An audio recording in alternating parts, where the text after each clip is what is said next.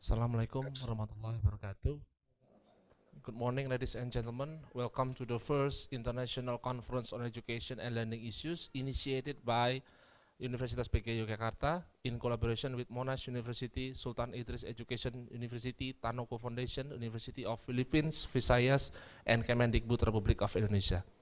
Ladies and gentlemen, esteemed guests and distinguished speakers, it's my great pleasure to welcome you to all this international seminar. We are gathered here today not only to share knowledge, but also to foster collaboration across borders and disciplines. We have an incredible lineup of speakers who will share their insight and experiences, and I encourage all of you to engage, ask questions, and share your thought throughout the sessions. This seminar is a platform for innovation and dialogue where we can tackle pressing global challenge together. I do hope you will find inspiration in the discussion and connect with fellow participants, forging relationship that will last well beyond on our together. Thank you for being here, and I wish you all a fruitful and engaging seminar. First of all, time to sing the Indonesian national anthem. Please stand up.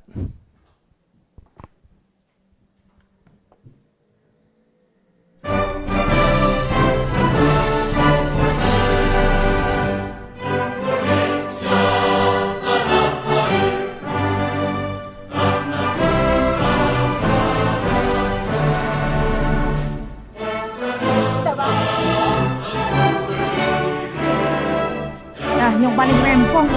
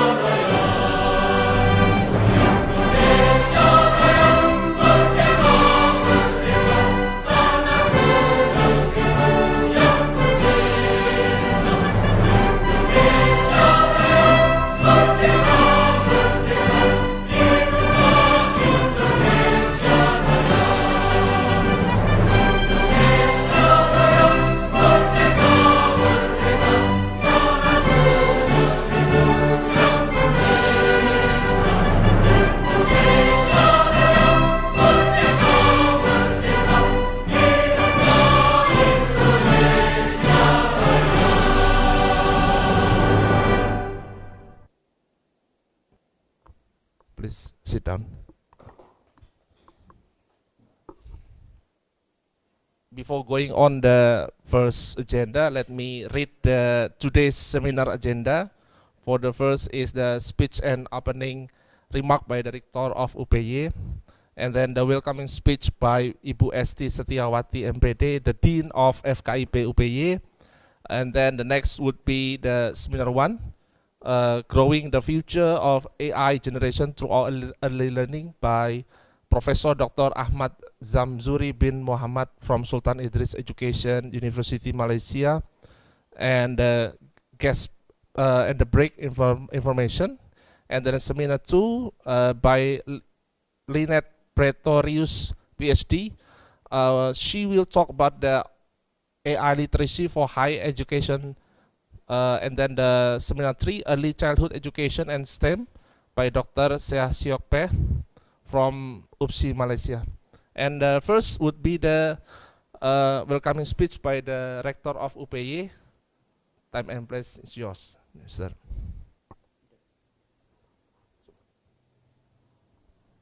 Assalamualaikum warahmatullahi wabarakatuh. Salam sejahtera untuk kita semua. Peace be upon us all. Distinguished speaker.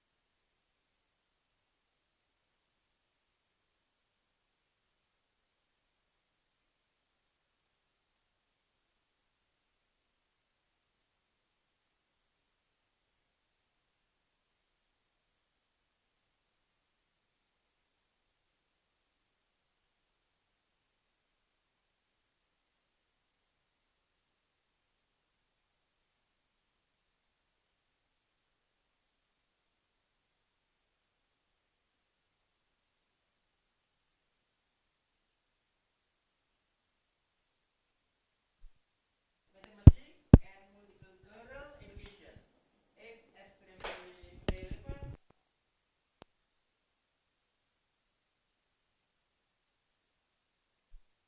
Technology, technological advancements, particularly generative artificial intelligence,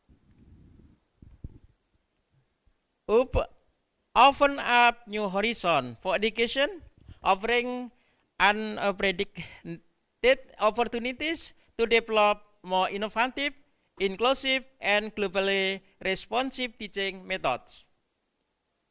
The integration of science, technology, engineering, arts, and mathematics, alongside the strengthening of multicultural education, provides an increasingly comprehensive framework for future generations. This conference serves as a platform for sharing knowledge, ideas, and best practice in implementation of AI in education, and for responding to the emerging challenge in the increasingly interconnected world. I would like to extend my highest appreciation to all the speakers, especially the international experts who have dedicated their time and effort to share their insight and knowledge. The presence of speakers from Malaysia, Australia, the Philippines, and Indonesia reflects the strong spirit to collaboration and our shared commitment to advance education. I hope this conference will lead to productive discussion, useful innovation, and of course, strengthen our international network of cooperation. May every session provide inspiration for all of us as we face the evolving challenge in the field of education. With the word Bismillahirrahmanirrahim, I hereby officially declare the first international conference on education and learning issue open. May this event proceed smoothly and bring great benefit to us. Thank you. Wassalamualaikum warahmatullahi wabarakatuh. Thank you very much for the welcoming speech, Mr. Rector. And the second one, the welcoming speech, the second would be delivered by the Dean of the FKIP, Ibu Dr. Esti Setiawati MPD. Time is yours. Thank you very much, Mr. Andi. Bismillahirrahmanirrahim. Assalamualaikum warahmatullahi wabarakatuh.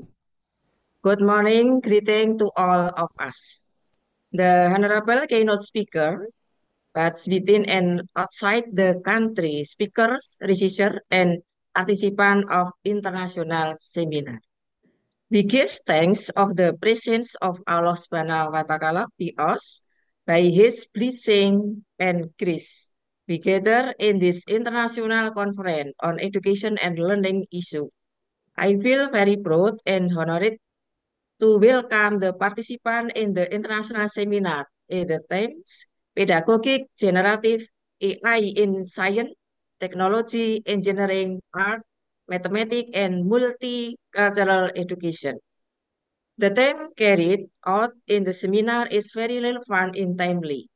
In the era of increasingly rapid technological development, especially with the advancement of artificial intelligence, AI, we are faced with new challenges in the field of education. Generative AI opens up great opportunities for developing more effective, creative, and inclusive learning methods, especially in crucial fields such in science, technology, engineering, art, mathematics, and multicultural education.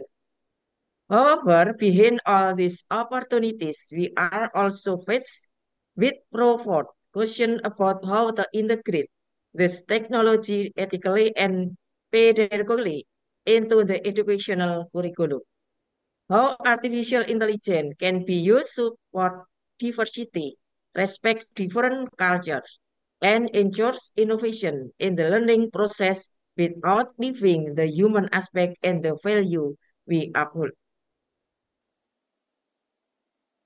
I do expect that we all and exchange ideas, share experience, and formulate solutions and existing challenges. But from the perspective of education, technology, and culture, we are looking forward to the contribution from the researcher, practitioner, and academic collaboration to be the key in creating a more inclusive and sustainable education ecosystem in the future. Finally, I would like to thank all the committee who have worked hard to organize this seminar, as well as the participants who have attended from various parts in the world. Hopefully, this event will run effectively, provide great benefit, and create a discussion that are beneficial for the development of our education. Wassalamualaikum warahmatullahi wabarakatuh. Thank you very much. Thank you very much. Would be delivered to the Dean of FKIP UPY, Dr. Esti Setiawati, MPD. Thank you very much for the welcoming speech. And we move to the next main agenda. The first seminar would be delivered by the Professor Dr. Ahmad Zamzuri bin Muhammad. He will talk about the growing the future AI generation through early learning, and the moderator would be Dr. Muhammad Ihsan bin Rokeman. And time is yours.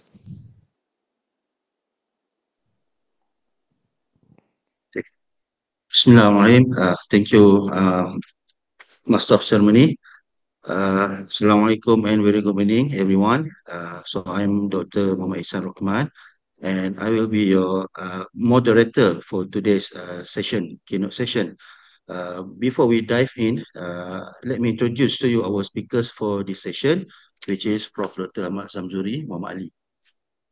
Prof. Dr. Ahmad Zamzuri Muhammad Ali is a professor of multimedia at the Faculty of Arts, Sustainability and Creative Industries from University Pendidikan Sultan Idris, Malaysia.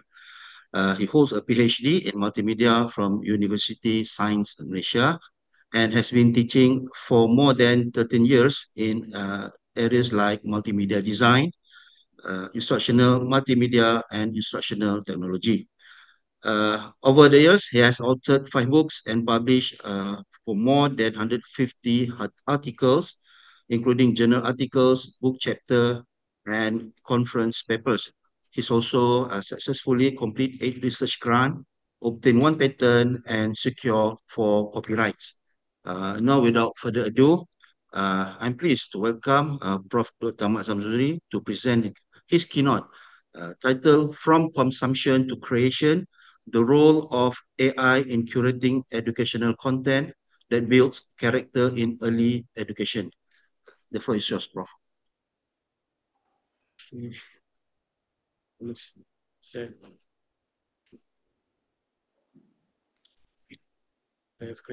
Windows.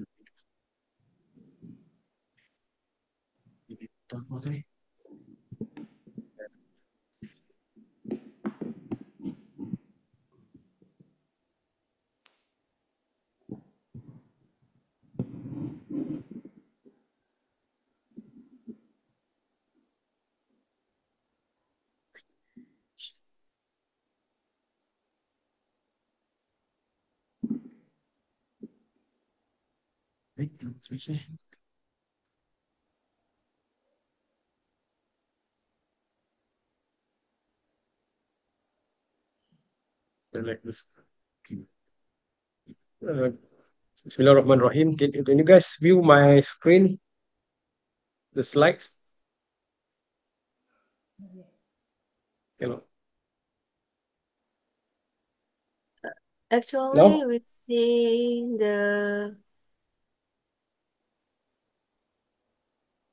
now can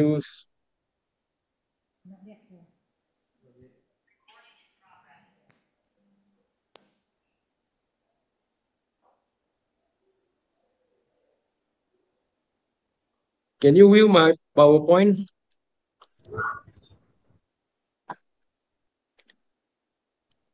Not yet, sir. Not yet. not yet. Yeah.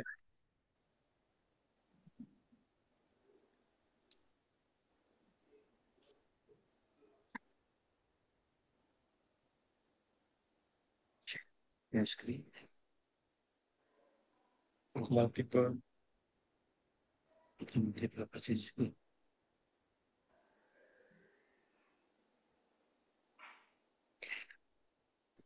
Windows screen.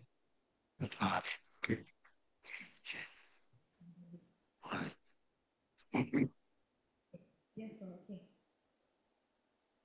Can you view it now? Yes. Yes. Okay, Prof. Okay. Bismillahirrahmanirrahim. First of all, I would like to thank the organizer for inviting us to this sharing session. Inshallah, I won't take long. I believe there are so many agendas need to fulfill within the very short period of time. So maybe I will provide more times for question and answer if there is. Okay. So I would like to start. Sorry, I didn't address all the the management from the universities of what Yogyakarta. Okay. Okay. I changed a bit the title of our presentation for today, which is from consumption to creation, the role of AI in creating educational content that builds character in early education. Okay.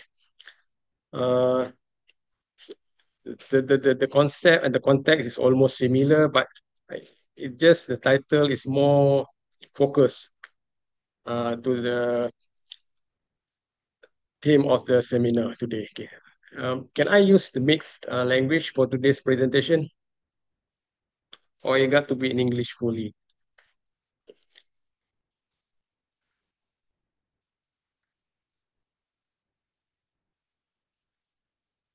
Okay, so I will mix English and Bahasa Melayu so that more participant will understand better what I'm trying to say or to deliver for today's net sharing session. Okay.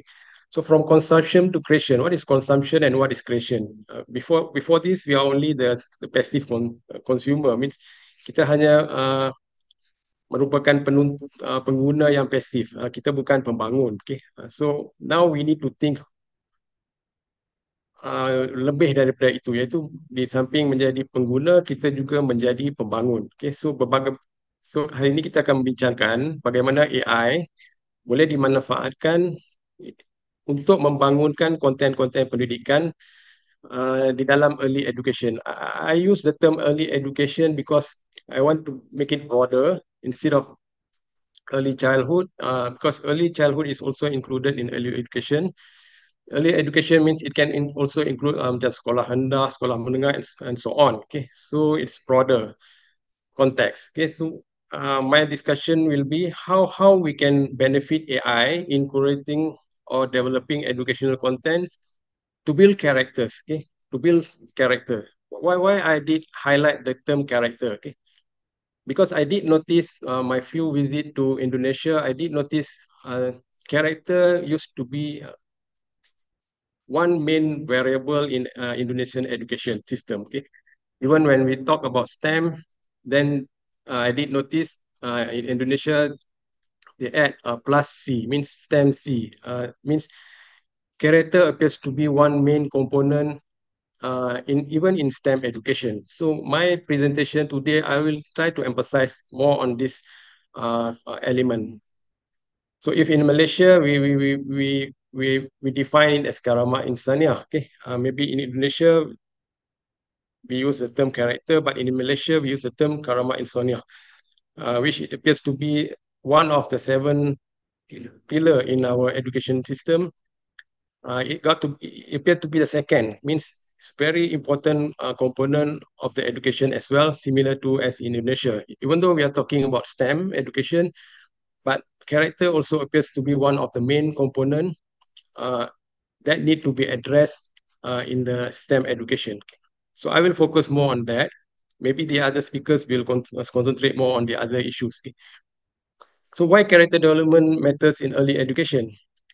Because early education is critical for shaping child's moral, social, and emotional foundation. Okay, we used to hear that character first, then knowledge. Okay, but for me, knowledge appears to be first, and then the character will come in.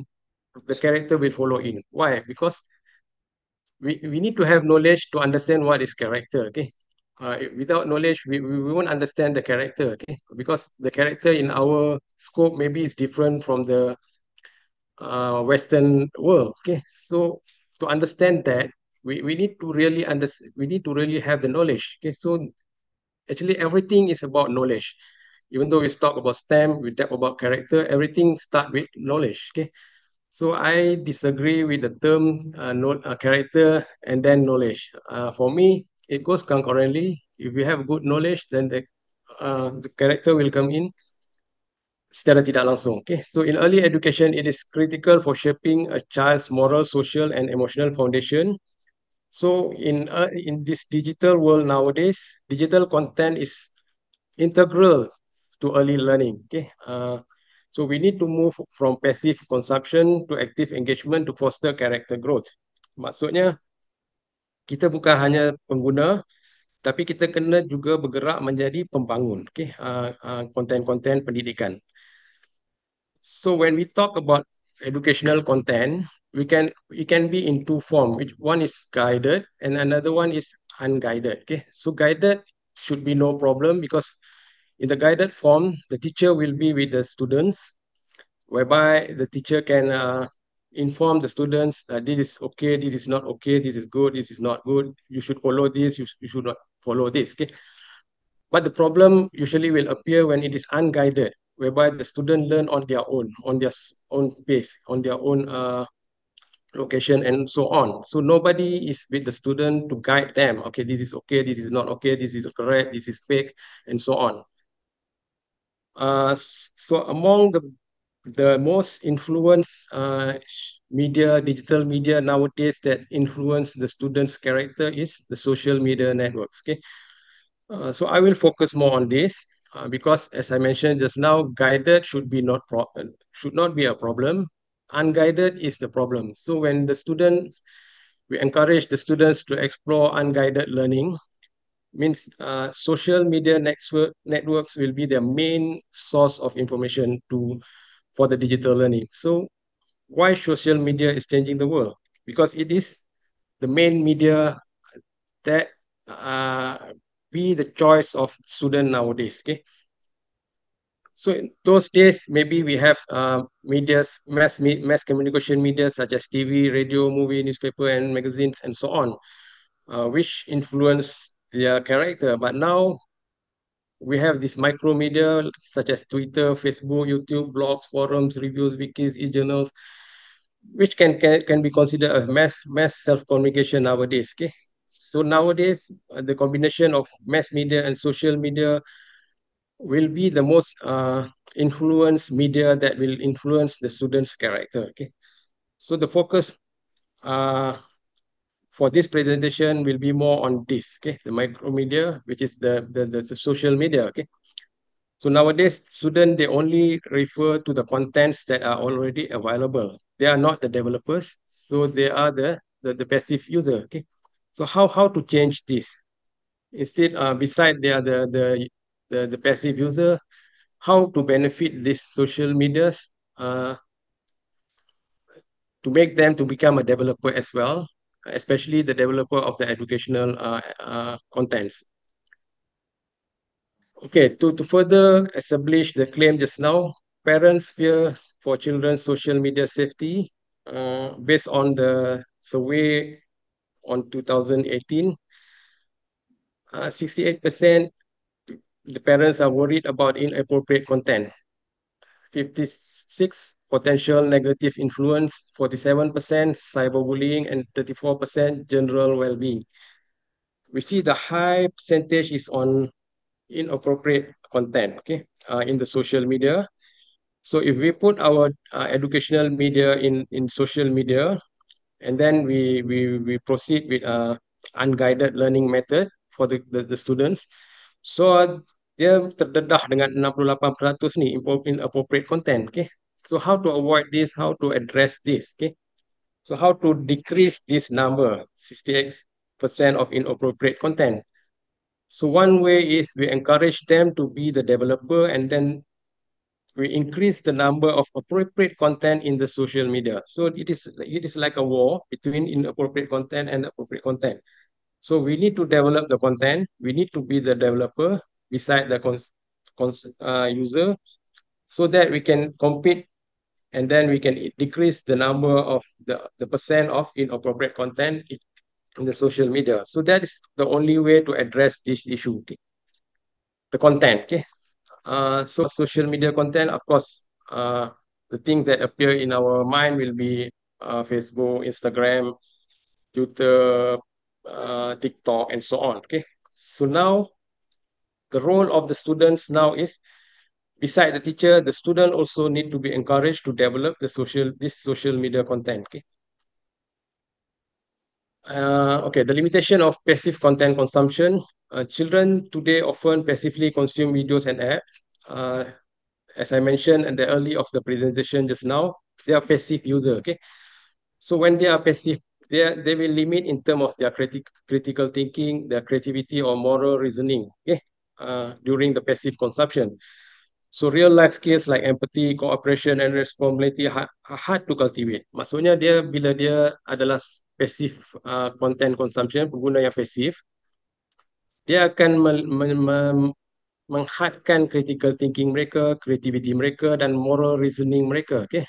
So mereka tidak akan dapat skill-skill kehidupan sebenar seperti empathy, kerjasama, responsibility dan sebagainya. Benda-benda ni tidak akan berjaya di develop. Sekiranya kanak-kanak ni ataupun murid-murid ni hanya menjadi passive content consumption. Okay?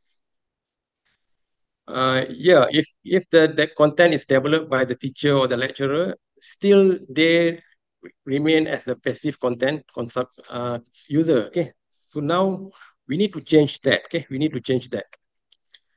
So from watching to creating, so active learning builds character. So now we need to change this phenomenon. Beside watching, they need to also create. Okay, so active learning builds character.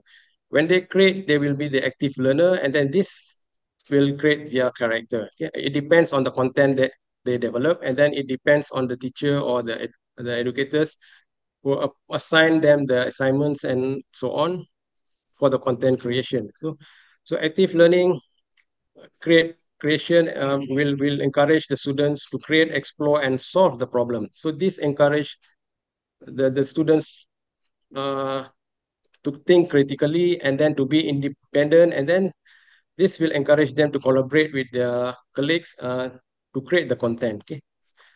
So real life examples such as storytelling apps, interactive simulation, art creation can be applied, okay, for this purpose.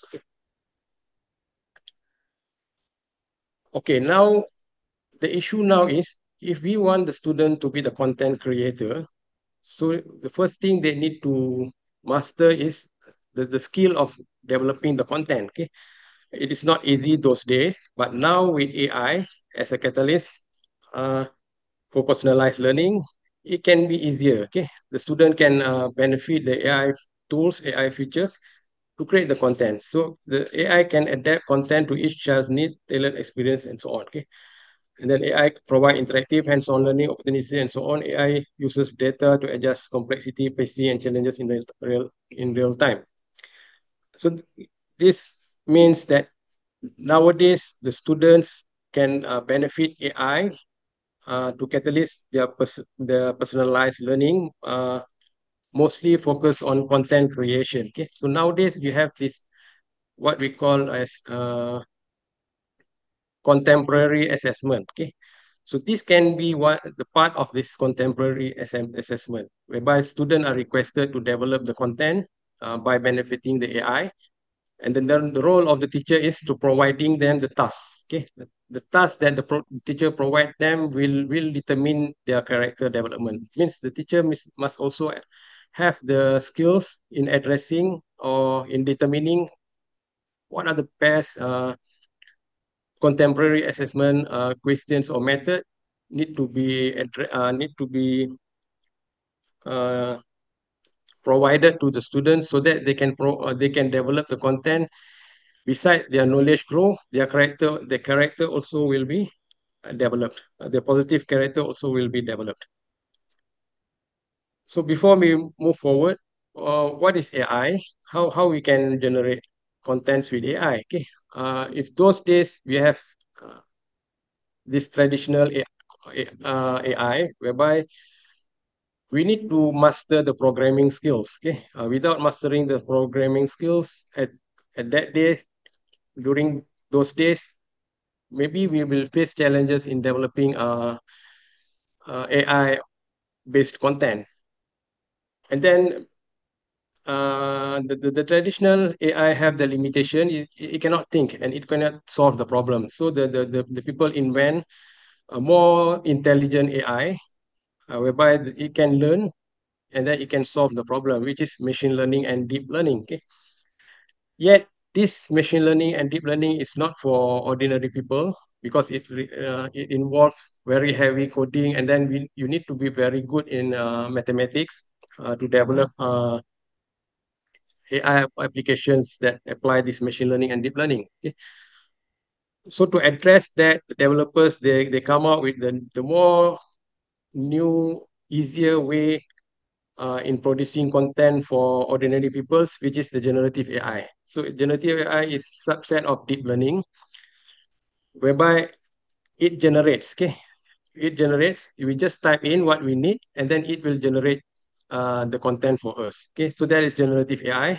With the emergence of generative AI, developing the educational content, especially the multimedia content for social media, will become easier and easier and easier. So we can now benefit this generative AI to encourage student to be the creator, not only the user. Okay, but yet the teachers or the educators first need to master these skills so that they will have the ability to determine what are the best tasks to be assigned to the students. Okay, to achieve the learning goal that been set. So AI driven content creation and character development, which is the main the focus of this sharing session for today. So AI promotes creativity through project-based learning. So you can apply this as a contemporary assessment. So various tasks can be given to the students, such as digital art, storytelling, coding, and so on. So the student no need to be a expert in multimedia development or coder or so on, because they can benefit these AI-driven content creation tools to develop the content. Okay. So this helps children to make decisions, solve problems, and learn ethical reasoning more effectively. So example is AI storytelling platforms where children choose story outcomes, promoting empathy, and so on. Okay. Of course, teknologi tak boleh lah mengambil alih sepenuhnya peranan seorang guru, tetapi teknologi dia boleh menjadi alat yang membantu guru, okay, dalam mencapai learning outcome yang ditetapkan. For now, okay, but we never know. 10 years to come or 20 years to come, AI maybe will have the same capability or ability as human being, whereby AI maybe have the empathy and so on. It can make decision as accurate as human being. Maybe during that time, maybe the AI can take over the teacher's role. But for now, it's not. We are not there yet. Okay. Okay, beside that, there are in applying this, there are still challenges and ethical considerations that need to be addressed. First is the bias in AI. Okay, so AI is just a tool. It learns from human being. Uh, so the outcome depends on how we train it. Okay. So if we didn't train it well, and then it didn't have the appropriate number of data, the outcome that it generate might be not as we expected. Okay, so this is considered as bias in AI. So for now, ensure diverse practice perspective in AI generated content means we for now we cannot fully put the trust on AI yet because it is not as clever as human being yet. So and then the outcome fully depend on how we train it. If we are talking about generative AI, maybe how we ask the question or the prompt that we type. Okay, so the output will depend on that. Okay, okay. The second thing is human AI balance. AI supports educators, not replaces them. For now, as I mentioned just now, teknologi tidak boleh menggantikan manusia, tetapi dia boleh membantu, mempermudahkan atau membantu guru-guru untuk mencapai learning outcome yang ditetapkan, tetapi dia tidak boleh mengambil alih sepenuhnya tugas seorang guru. Okay? So we need a balance for now. Unless 20 years to come, maybe AI are really clever with the abundant number of data that it can refer, and then the algorithm that human develop, which have the equal potential as human being. If we can reach that status, then maybe at that time, human AI can take over the human's role. Okay? And then another issue is accessibility. How to make AI tools available to all learners, ensuring inclusivity. So this is another issue. Maybe beyond our ability to solve it because it needs maybe big funding, such as internet access, the devices, the gadget, and so on. So maybe it's not our role to think about the solution for this, but yet this might be among the challenges that we will face in implementing the initiative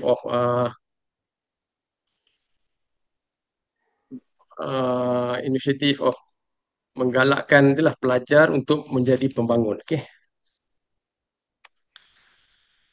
So AI for active learning and character building and education, AI can transform early education by moving from, so this is the conclusion, AI can transform early education by moving from passive content consumption to active creation. And then active creation builds critical life skills like empathy, creativity, and problem solving. So now it's called for action.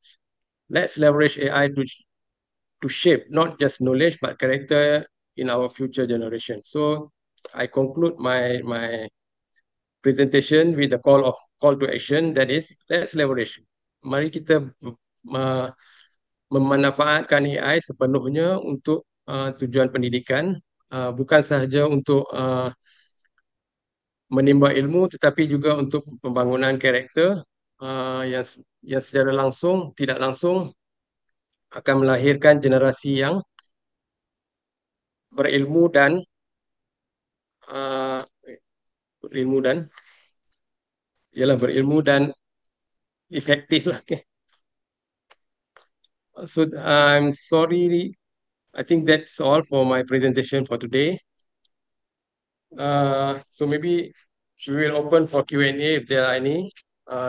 If there are no questions, maybe we can conclude the presentation with this final slide.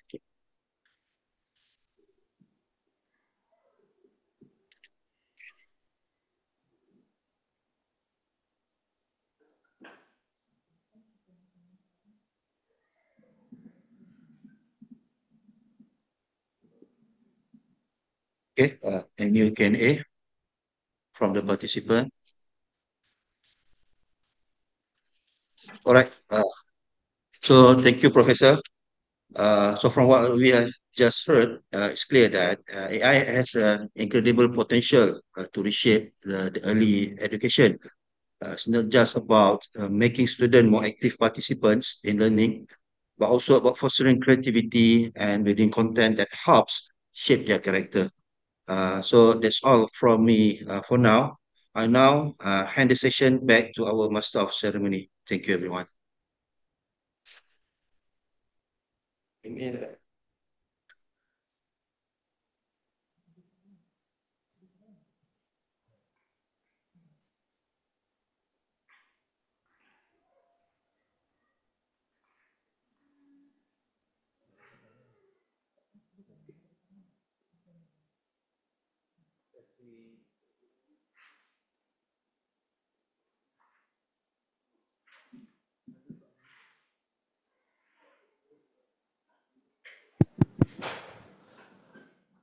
Thank you very much for the moderator.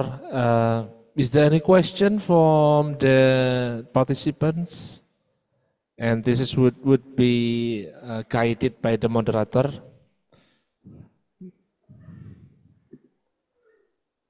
You may raise question by writing down on the chat or raise hand through the Zoom.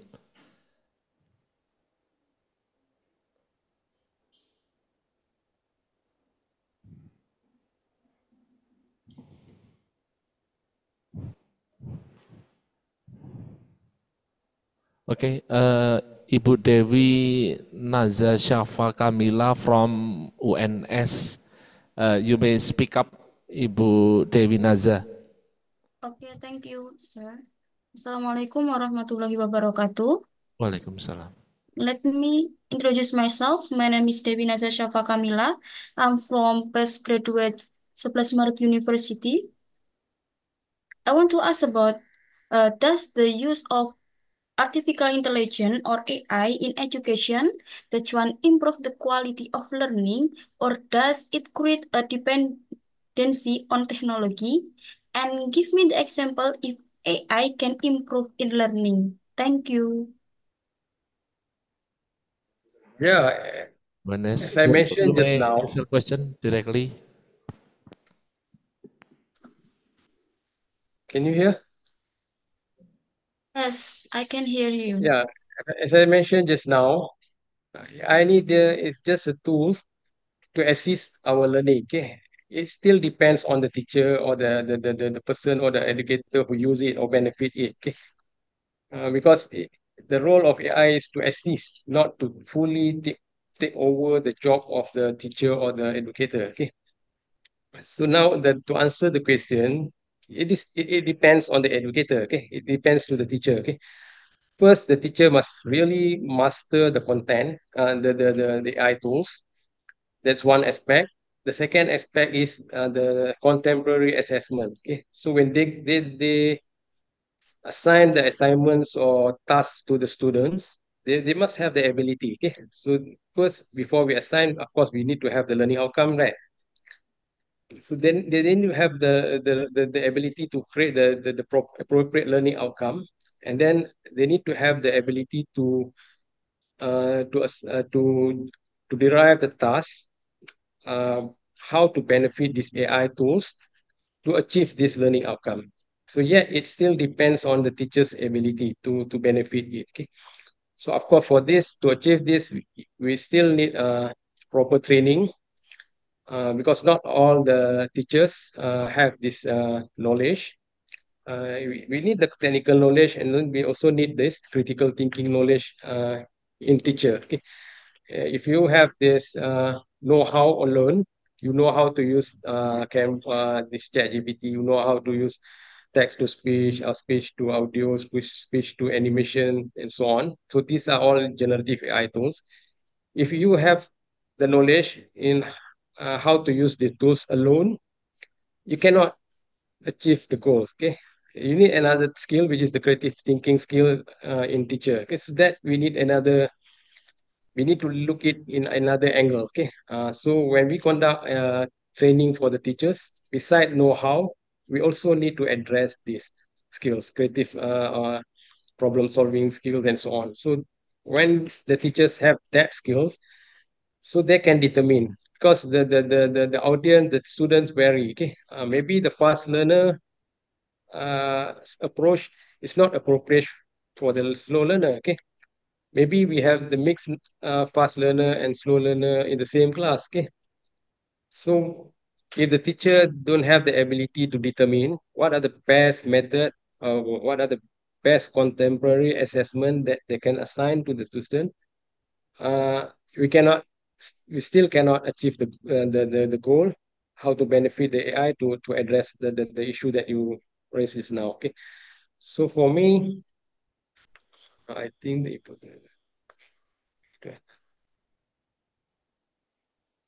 soft skill is soft skill is another issue. Empathy, curiosity. Okay, somebody wrote in the chat, so I'm reading that. Okay, he feel that it is important to also address the soft skill issue. Okay, so yeah, I do agree with that view. Okay, so did I answer your question? So the answer is actually no, if only know-how skill alone. Okay, but if accompanied by problem solving or critical creative thinking skills, then maybe the answer will be yes. So it depends. It complement this know-how skills and creative thinking, creative problem solving skills will complement each other. Okay. So if that happens, then what you mentioned just now will be achieved. Okay. Did I answer your question, Devi? Thank you Did I answer your question? for the answer. Thank you. We come to Ibu Anissa Friska Maharani. Raise hand. Please state your question. All right. Assalamualaikum warahmatullahi wabarakatuh. Thank you for the opportunity. My question is about what do you think when students write article or thesis using AI and it is will reduce the quality of the student or not? Thank you. Yeah, yeah, for sure it will reduce the quality of the student in terms of writing skills. Okay. But now we are in the era that we cannot avoid AI. Okay. AI is already there. Is if we avoid AI, maybe we will left behind. Okay. For instance, when I teach design courses nowadays, before this, I don't allow students to use AI, okay, because my worry they will lose their creativity, okay. But when I conduct courses for non-designer participants, I noticed that everybody now can design with AI tools, okay. So if I didn't encourage my students to benefit this AI, maybe they will be left behind, okay. So now I allow them, okay. So same goes to thesis writing or preparing assignment and so on. So we are in AI generation. We are AI generation. We are in AI era. If we don't use AI, maybe we will be left behind. Okay, but AI is not that intelligent as we think. Okay, you cannot get exactly what you need by just typing a simple prompt. Okay, so you need to train. You need to train the AI system. Even if you are using ChatGPT, you still need the creativity, okay? The prompt that you use, how to train the chat GPT to get the answer that you need, okay? But now one limitation with this chat GPT and so on is the citations are not correct, okay? It's a cheating citations. So you need to aware of that. If students just simply request the chat GPT to generate their thesis and so on, and then they submit, we can identify through the way the sentence was presented and then the citations. By looking at the citations alone, we can identify that this is AI generated. So that you need creativity as well. Okay? So AI can help assist you in terms of writing. Okay, but yet you need to read to train the AI to get what you need, and then yet you need to read to get the citations and so on. So to answer your question, if you don't use AI, you will be left behind. Okay, so now we are in AI generation, and then we never know in future. Maybe it will be full swing. Okay, now we are moving towards education 5.0 or industrial revolution 5.0, whereby industrial revolution 5.0 is AI and human being need to work together. Okay, it's not AI took over humans role, but AI and human kena bekerja sama. So we have no choice. We need to learn how to use and how to benefit it because it will dia akan cepatkan kerja kita. The only thing is now is the ethical issue. Okay, ethical issue. Even without AI, student can still copy. Okay, Google and copy. So the ethical issue is all will always there will be there. Okay, so that is character lah. Okay, character. How to address that is character. Okay, so that is another different issue. Different aspect of issue that we need to discuss in maybe in another different forum. But for now, to answer your question, are you going to use or not? Are you going to benefit or not? Yes. Yes, sir. Yeah, for sure. Okay. If you are not going to benefit AI, you will be left behind. Okay. But you need to benefit it ethically. Okay, ethically. It's not you fully depend on it because as I mentioned just now in my presentation, bias of AI. It is not always you will get the exact outcome that you need. Okay, so you need to train and so on. So for that, you still need creativity. Okay, it is not you will lose your creativity. Okay, you still need to be creative, but creative in different angle. Okay, maybe the previous generation, the definition of creative and the definition of creative for now generation maybe is different. So maybe we need to redefine the definition of creative for AI generation. Did I answer your question? All right. Thank you for the answer. So in the conclusion, the student can use AI to write article or manuscript, right? Yeah, All right. but not fully depend on it. Okay, All right. you need to have some knowledge to make sure that all the content that generated is true. Okay, because sometimes it's not, and then some of the content that the AI generate is not correct. Okay, you need to recheck and so on. Okay, so of course you need to be very knowledgeable to ensure that all the content or the statement generated is true, okay, and correct. The second thing is you need to have the creativity to train it, okay, to give the proper answer that you need or the proper outcome that you need, okay. So you still need to you can apply it, you can benefit it, but uh, in an ethical way, lah. Okay. So I do agree with you. Yes, you better you benefit it or you will be left behind. Okay. All right. Thank you, sir. Other question? Respond from Professor Dr. Ahmad Zamsuri bin Muhammad, because I'm sorry, because of the Yeah. limited time to Professor, if you don't mind, you may write us your email so that the questions, another question would be delivered to your email so that you can uh, respond it later after the seminar. Thank you very much.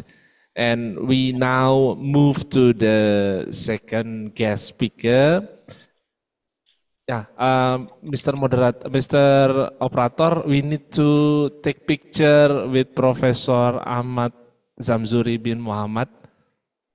Please help us with this. And the participant and professor, you may open up the camera.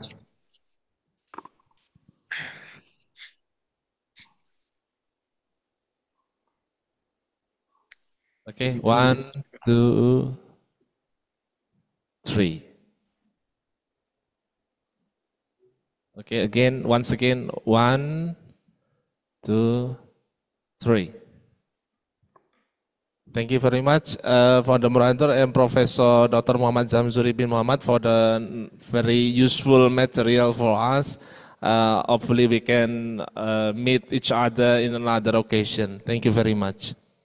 Now we come to the second guest speaker, Mr. Anindito Aditomo, MPhil PhD from Kepala Pusat Badan Standar Kurikulum and Assessment Pendidikan Kemendikbud RI. Has Mr. Anindito joined the Zoom meeting? Selamat pagi. Good morning, everyone. Good morning, selamat pagi Pak Anindito. Perkenalkan saya Andi Dian Rahmawan yang akan memandu presentasi dari Pak Anindito. The time would be around 30 minutes, Pak Anindito, and time is yours. Thank you very much. Selamat pagi. Assalamualaikum warahmatullahi wabarakatuh.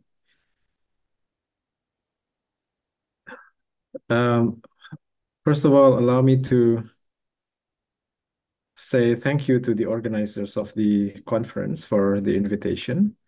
This is a good opportunity for the Ministry of Education to share about how the ministry is thinking about new challenges in society and its implications in education.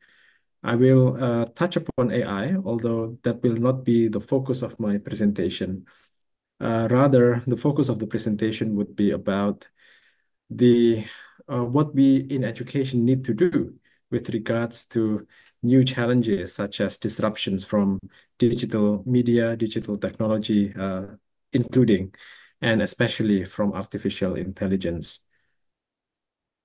Allow me to share my screen if it's possible.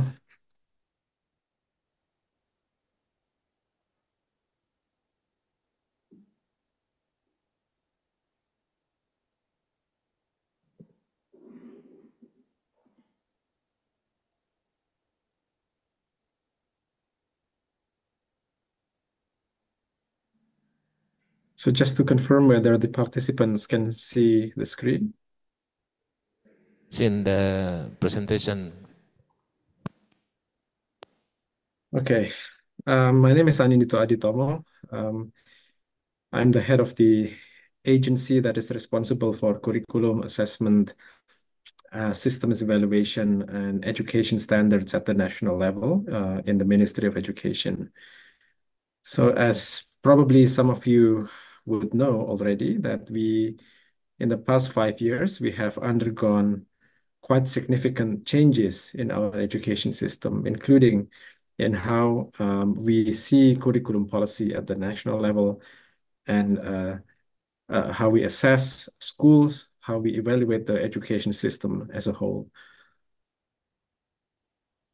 Why did we do the changes that we introduced in Merdeka Belajar?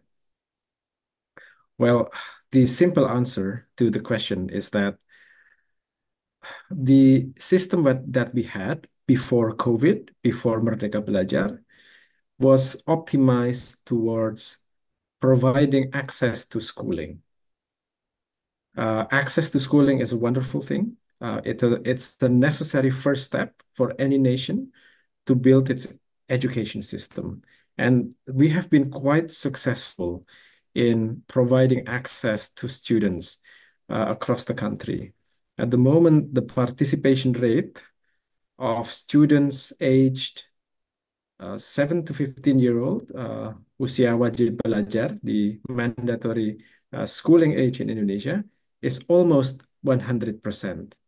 This has gone up significantly in the past 20 to 30 years. So even though we have quite a large population of students, 40 million plus children at this age range, we have managed to provide almost universal access to all of them. The issue that we are now facing is that only very few of these students actually learn something meaningful at school.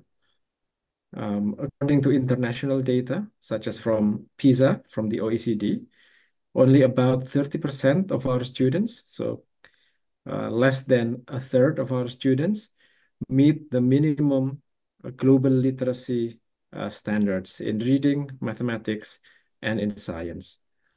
According to our own national assessment, so national data that we collect from all schools across Indonesia, the number is about 60%, but we use a rather less ambitious target. So if we use the national standards, the minimum national standards, then only 60% of our students meet the minimum standards, which means that around 30 to 40% of our students do not even meet the very minimum standards that we set in our own curriculum. And that is why we need to transform the education system from one that is optimized towards access, school participation, to a system that provides the opportunity for all students to become lifelong learners, to develop the competencies as well as the characters, the values, the attitudes required to become lifelong learners in modern societies. And this is what we formulate as Profil Pelajar Pancasila on the left there.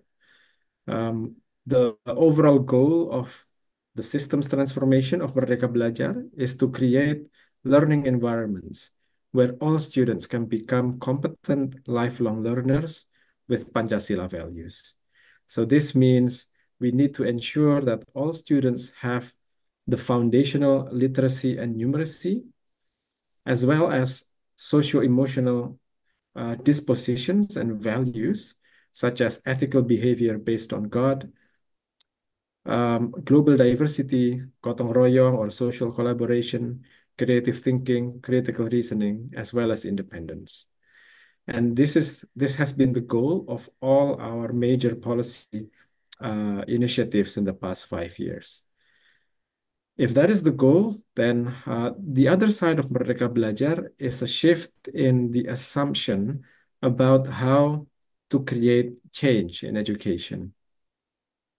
The basic assumption in an approach in Merdeka Belajar is to trust and empower teachers, to trust and empower those who are actually doing the work, the interaction, day-to-day interaction with students, the teachers and the school leaders especially, as opposed to not trusting them, as opposed to asking them to simply follow prescriptions from the central government. We need to actually trust and empower the teachers to do their jobs, to educate the students, to create the learning environments that we need for them to create for the students. But on the other hand, we also need to hold the teachers and school leaders and governments accountable for improving student learning.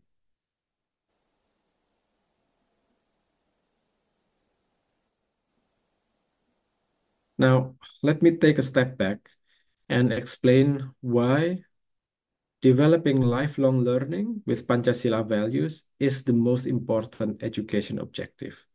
It's not about instilling a lot of knowledge. It's not about conveying information that is very broad but not deep.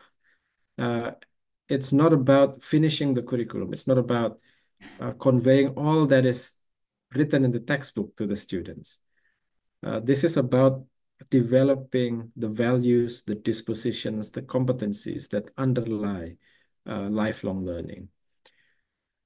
And the answer to why this is important lies in the nature of challenges that we face as societies. There are three major challenges in our contemporary world. This is according to UNESCO in their major report published a couple of years ago, and which is still very much relevant up to today. They mentioned that there are three significant contemporary challenges that education needs to consider, and that has broad impact to how we need to rethink about our education systems. The first of those is climate change. This is a multi-dimensional crisis. It's not only an ecological crisis, it's also a social crisis, an economic crisis, a political crisis. And hence, the solution to climate change not only require technological and economic solutions, but also social, political solutions, including educational responses. Addressing climate change would require changes in people's behaviors on a massive scale. And of course, if we talk about behavioral changes on a massive scale, then that is the primary task of education, of what we do through schools and classrooms across Indonesia and across the world. And if we think about the kinds of learning that needs to happen to tackle climate change, to engender the kinds of behavioral changes that needs to happen to address climate change, then we can think about dispositions such as feelings of connectedness and appreciations of nature. We need to get students to feel that nature is valuable, that the natural world is something that we need to protect, that we need to uh, give to our next generation. Dispositions such as delaying gratification is also very important. A lot of behavioral changes to address climate change requires each of us to make sacrifices, each of us to give up certain privileges to become a bit more uncomfortable in our lives. So, for example, um, if we have a private car, then or a private motorcycle, then maybe we would need to use them less and instead use the public transportation, walk, or use bicycles more, which are less convenient than the motorcycles and the cars that we have. If we are able to buy new clothes every month or every 2 months, then we might need to consider delaying buying new clothes or even giving up buying new clothes altogether, even though that means that we are using clothes that are considered out of date, out of fashion, for example. So these kinds of dispositions are crucial in tackling climate change. And this is about character education. This is about values, dispositions that are cannot be cultivated through textbook learning, through learning about information and knowledge in the academic subjects alone. If we think about the second challenge, which is from social media and artificial intelligence, then we are drawn to think about problems such as information ecosystems that create bubbles, that feed us with information that we like to hear maybe, that confirms our biases and prejudices, but never challenges what we already believe that might be wrong. And this is a problem that requires critical reasoning, even more important than before. Artificial intelligence is especially challenging because using artificial intelligence, we can create new information, fictitious information, information that do not have any basis in reality, but then present that information in terms of stories, in terms of pictures and movies, videos that are presented as real, as reality. So artificial intelligence blurs the boundary between what is real and what is fiction.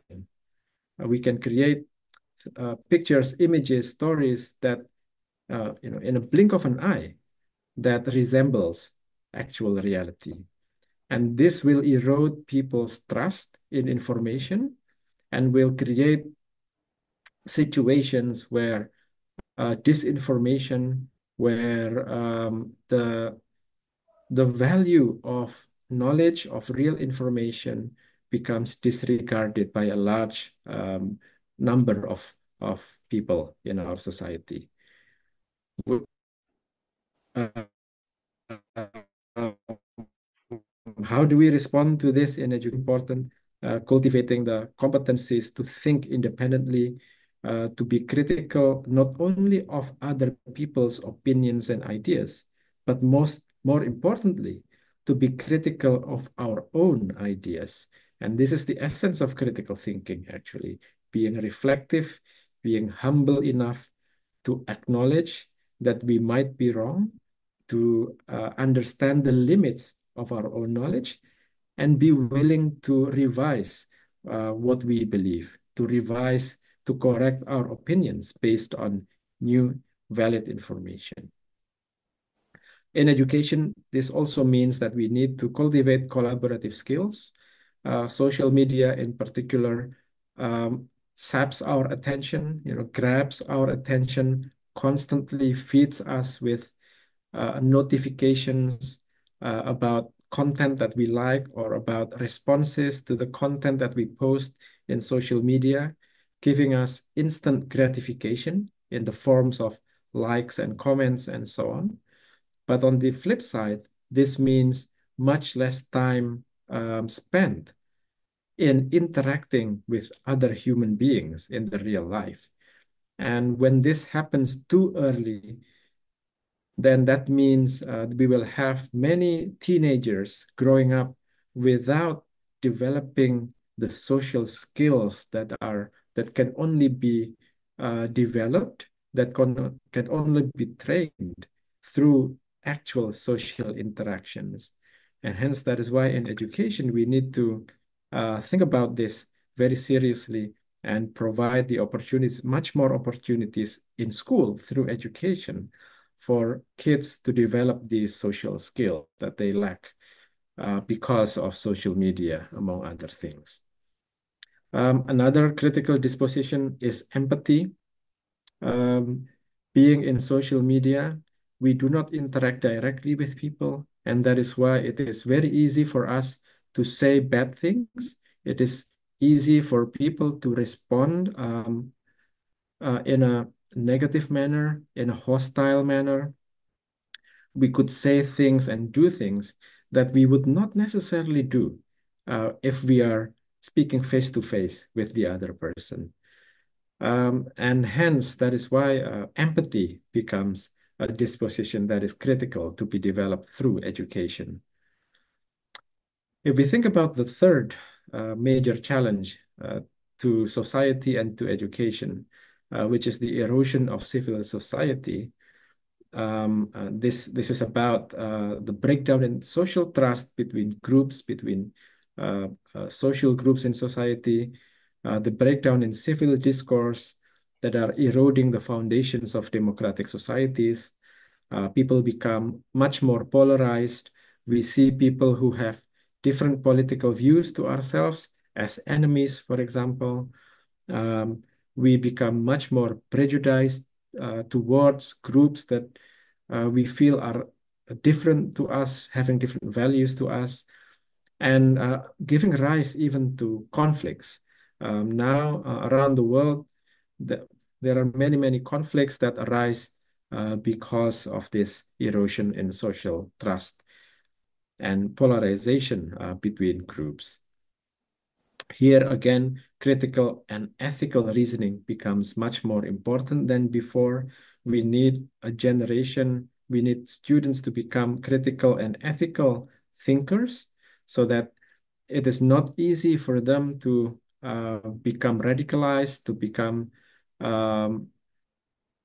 only thinking that their own opinions are the ones that are correct, and to train these students to engage in civil discourse, to have the empathy, communication, and collaboration skills that are required to work with people, with groups that hold different values to them, that come from different ethnic groups, come from different cultural, linguistic, and religious groups than when they are. These are all things that only education can develop systematically in society. I hope all of this has convinced you that our curriculum needs to change. It is given the rapid change and the complex nature of the challenges that we face.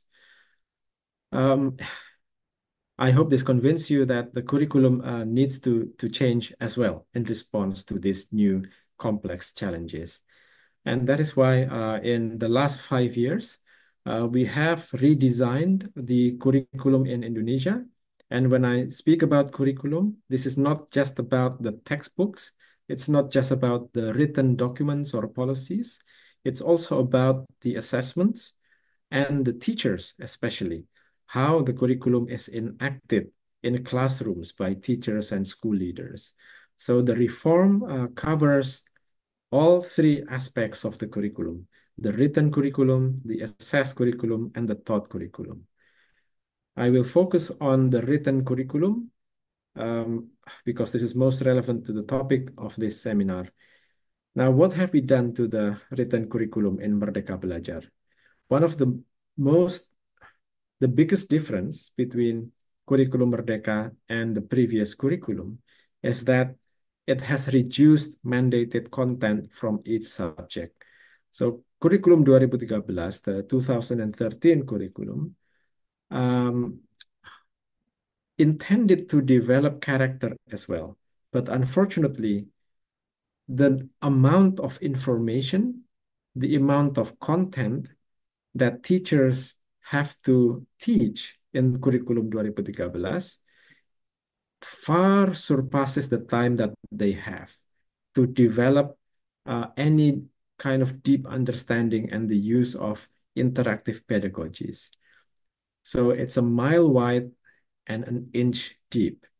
And hence, it is very difficult to ask teachers to develop students' characters and competencies if they are burdened with too much content to be delivered. And this is why Curriculum Merdeka, one of the main changes that we did, is to reduce the amount of content from each of the subject matters. The second big change in Curriculum Merdeka is we allow teachers and principals to contextualize the national curriculum. So as opposed to being a prescription, Curriculum Merdeka functions only as a flexible framework at the national level that needs to be tailored towards each particular school and classroom. And only in this way, students can be helped to develop the skills and values for lifelong learning, because we know that each student has a different starting point. They have different motivations to learn. They have different academic skills and prior knowledge and learning needs. And one size fits all curriculum will not work for most students. Now, this is the main changes. These are the main changes in Curriculum Merdeka. Another change that is relevant for this seminar is we mandate 20 to 30% of the curricular time for project-based learning, problem-based learning, issue-based learning that are much more fun, engaging, applicable towards solving actual problems, to develop students' characters and competencies for lifelong learning. So hence, teachers and schools are asked to think about how to systematically cultivate the skills and values for lifelong learning. This is what is known as P5 in many schools at the moment. Let me give you an example of how this is implemented. For many teachers, the curriculum is the textbook, and vice versa. The textbook is the curriculum. That is why in Curriculum Merdeka, we embed values that underlie characters such as inclusiveness and tolerance into the textbooks, as well as the non-textbooks, the reading materials that we develop to enrich Curriculum Merdeka. So for example, on the left there is a textbook for Bahasa Indonesia, for the Indonesian language, for grade 4, class 4. And as you can see in the cover is a representation of students with different conditions. You have a student in a wheelchair, a student with hijab, another student without a hijab whose skin color and hair is not typical for most Indonesians who are living in Java and Sumatra, for example.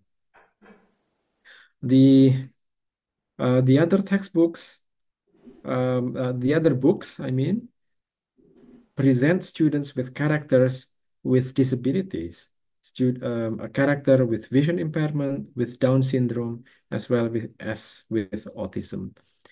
And hence, students can use, teachers can use these books to develop not only the ability for reading comprehension, reading literacy, but also to develop students' characters of inclusiveness and tolerance.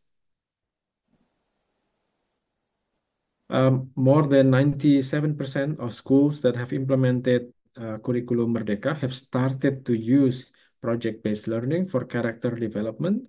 This is just the very beginning because we have only started to implement the new curriculum. So the curriculum was launched in 2024, just this year as the national curriculum. So this is just the very beginning. Although some schools have adopted the curriculum early in the past 2 to 3 years. But this is encouraging sign that schools is trying to implement project-based learning to help students know the local culture, understand current issues, and develop their communication and teamwork or collaboration skills. Just to close with some good news, we can see learning recovery in literacy and numeracy quite strong across in many schools in Indonesia. So for primary schools, the learning recovery and literacy has gone up from 53% in 2021 to almost 70% in 2023. Whereas for numeracy, it has gone up from 30% to 40% in the past 3 years. For junior secondary school, literacy has gone up from 51% to 64%, and numeracy has gone up from 36% to 60% again. And for senior secondary school, including SMK, similarly, the numbers have gone up from 59 to 70% in literacy and 30% to 60% in numeracy. And this is something that's very encouraging. This shows that the policies that we have implemented and initiated in the past years is bearing fruit. But on the other hand, if you see these numbers, then that means around 30 to 40% of students, even in high school, are still not able to understand a simple text. Mind you, please remember that this is the minimum standards. These numbers represent students who are able to understand a simple text or to implement simple calculations in mathematics to solve simple everyday problems. So arithmetics, this is not high-level mathematics. This is just very basic plus minus multiplication and division implemented to everyday problems. And even at that simple level, close to 40% of our high school students still do not meet the minimum standards. So this is a very positive trend going from 60% to 70%, 30% to 60% in numeracy, but we have quite a long way to go because we want and we need 100% of our students at least meeting these minimum literacy and numeracy levels, as well as developing the kinds of values and attitudes that are becoming increasingly crucial to tackling contemporary challenges in education as well as in society. Thank you for your attention. Thank you very much, Bapak Anindito. Very valuable presentation for us, the teachers. There are some notes that I want to read for all of the participants from the presentation of Bapak Anindito. Merdeka Belajar create environment of lifelong learning of all schools participants. There are some things that needs to consider literacy and numeracy, such as collaboration, creativity, critical reasoning, independence, ethical behavior based on faith in God, and global diversity.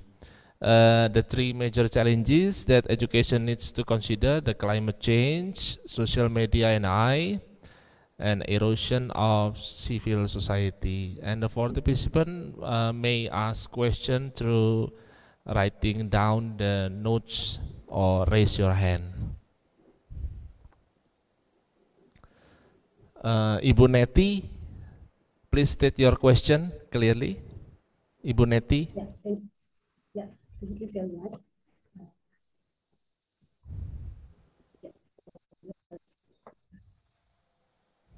Yes, please, Ibu Neti. Thank you. Is it clear, my voice? Rather difficult to hear, Ibu Neti. Yeah. Assalamualaikum warahmatullahi wabarakatuh. Is it clear? Sorry. Yes. Yes. Waalaikumsalam. Ya, bismillahirrahmanirrahim. Assalamualaikum warahmatullahi wabarakatuh. Waalaikumsalam. Yeah, thank you very much, especially for Bapak Anindito for the excellent explanation and for moderator. Yeah, thank you for this opportunity. I listened for the definition, some explanation about how school can create long life learners. I find that it's a main role for the educators or for the teachers in this control. What I'm experiencing during teacher, and then what I also observe from elementary school and then junior high school, I found not a few educators or teachers have big challenging in adjusting themselves about shifting curriculum from KTSP, then curriculum 13, and then now they must also again adjust all the consequences from Merdeka, curriculum Merdeka. And then I find also in rural areas, such as in Southeast Sulawesi, the place that I am staying now, I found they, actually the educators, the teachers, they do not have fully abilities to organizing or to adjusting the shifting curriculum, keep changing of curriculum itself. For example, when now curriculum Merdeka has been implementing for about 2 years, if I'm not wrong, because the English educator, they must find some references, especially the syllabus and lesson plan from the internet. That's the information I got directly from educators, because they did not have syllabus and lesson plan from the region or from the government, because they do not have human resources yet for making or for providing that big perangkat pembelajaran or the things that they must have when they come to class, for like what we have been discussing now, for making or for creating a good student, especially students who have good value in learning, in studying. So the question is, how then the government, especially the national government, overcoming the problem in rural areas, especially who have challenging problems in providing, in facilitating the teachers who have not fully abilities for adjusting, especially AI. We related also with AI problems. How can they know AI fully if the main thing means like perangkat pembelajaran or the things that they must have in class, they don't have any yet. How then they must also adjusting themselves with the AI that they must face in the class or in the atmosphere of class. And then the main problem also, the degradation of literacy culture now, it comes from not only from school, but the main is come from home. And then how then school can collaborate with the family environment to overcoming this big issue. That's the question. Thank you very much.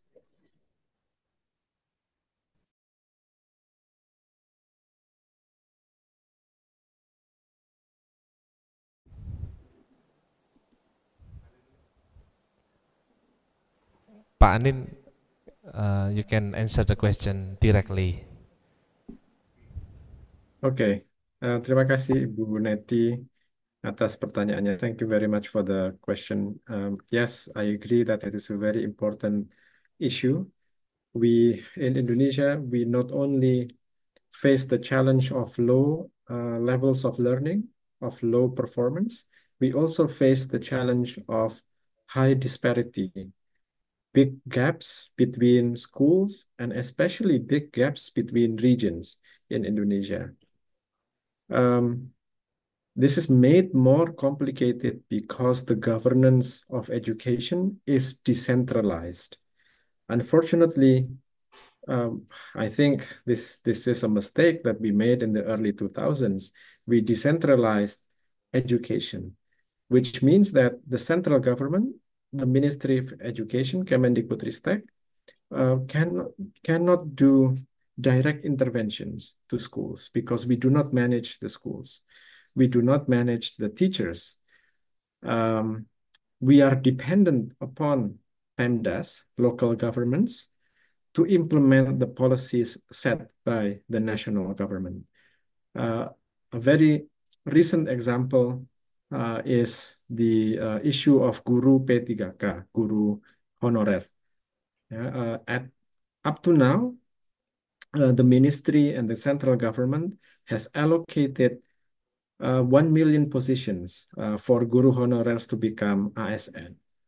But it has been a very, very slow process because the central government has no authority to appoint teachers. It is the local governments who need to appoint and distribute or place the teachers in the schools. If it were the central government, then the problem would have been solved within 1 year. But unfortunately, that is not how the system at the moment works. We have delegated the authority of education management to local governments. Now, with regards to the quality of teaching and learning, if we have developed technological platforms that are much more inclusive for teachers to learn from. Now, compare this to the previous system where the ministry conducts direct training to teachers across Indonesia. In 2019, the ministry could only reach around 600,000 teachers using traditional, conventional methods of teacher training. Using technology platforms, the training content that the ministry develops has reached more than 4 million teachers across Indonesia.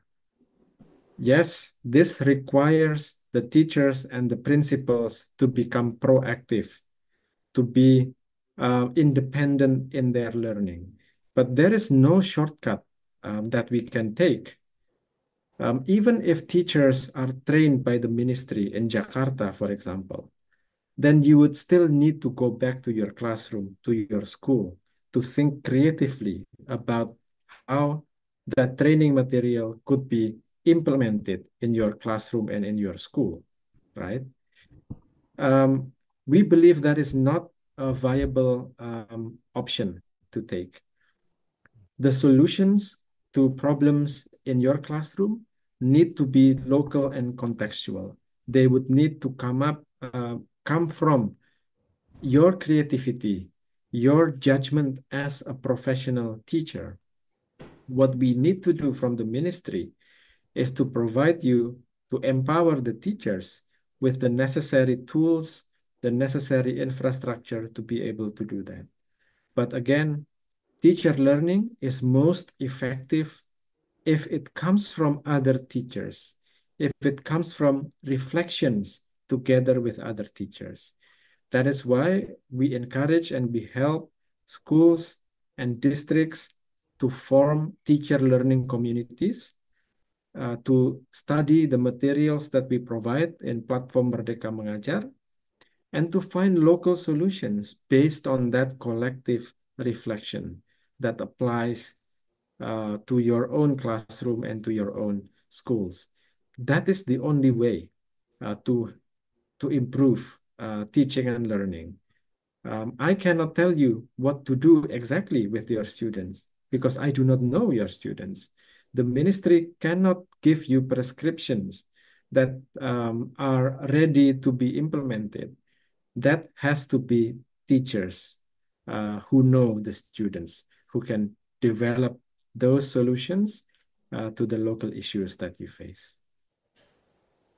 And only then can we see improvements in the remote areas in Indonesia too, by forming collective communities of practice where teachers are facilitated, where teachers feel safe to share their experiences, both successes as well as failures.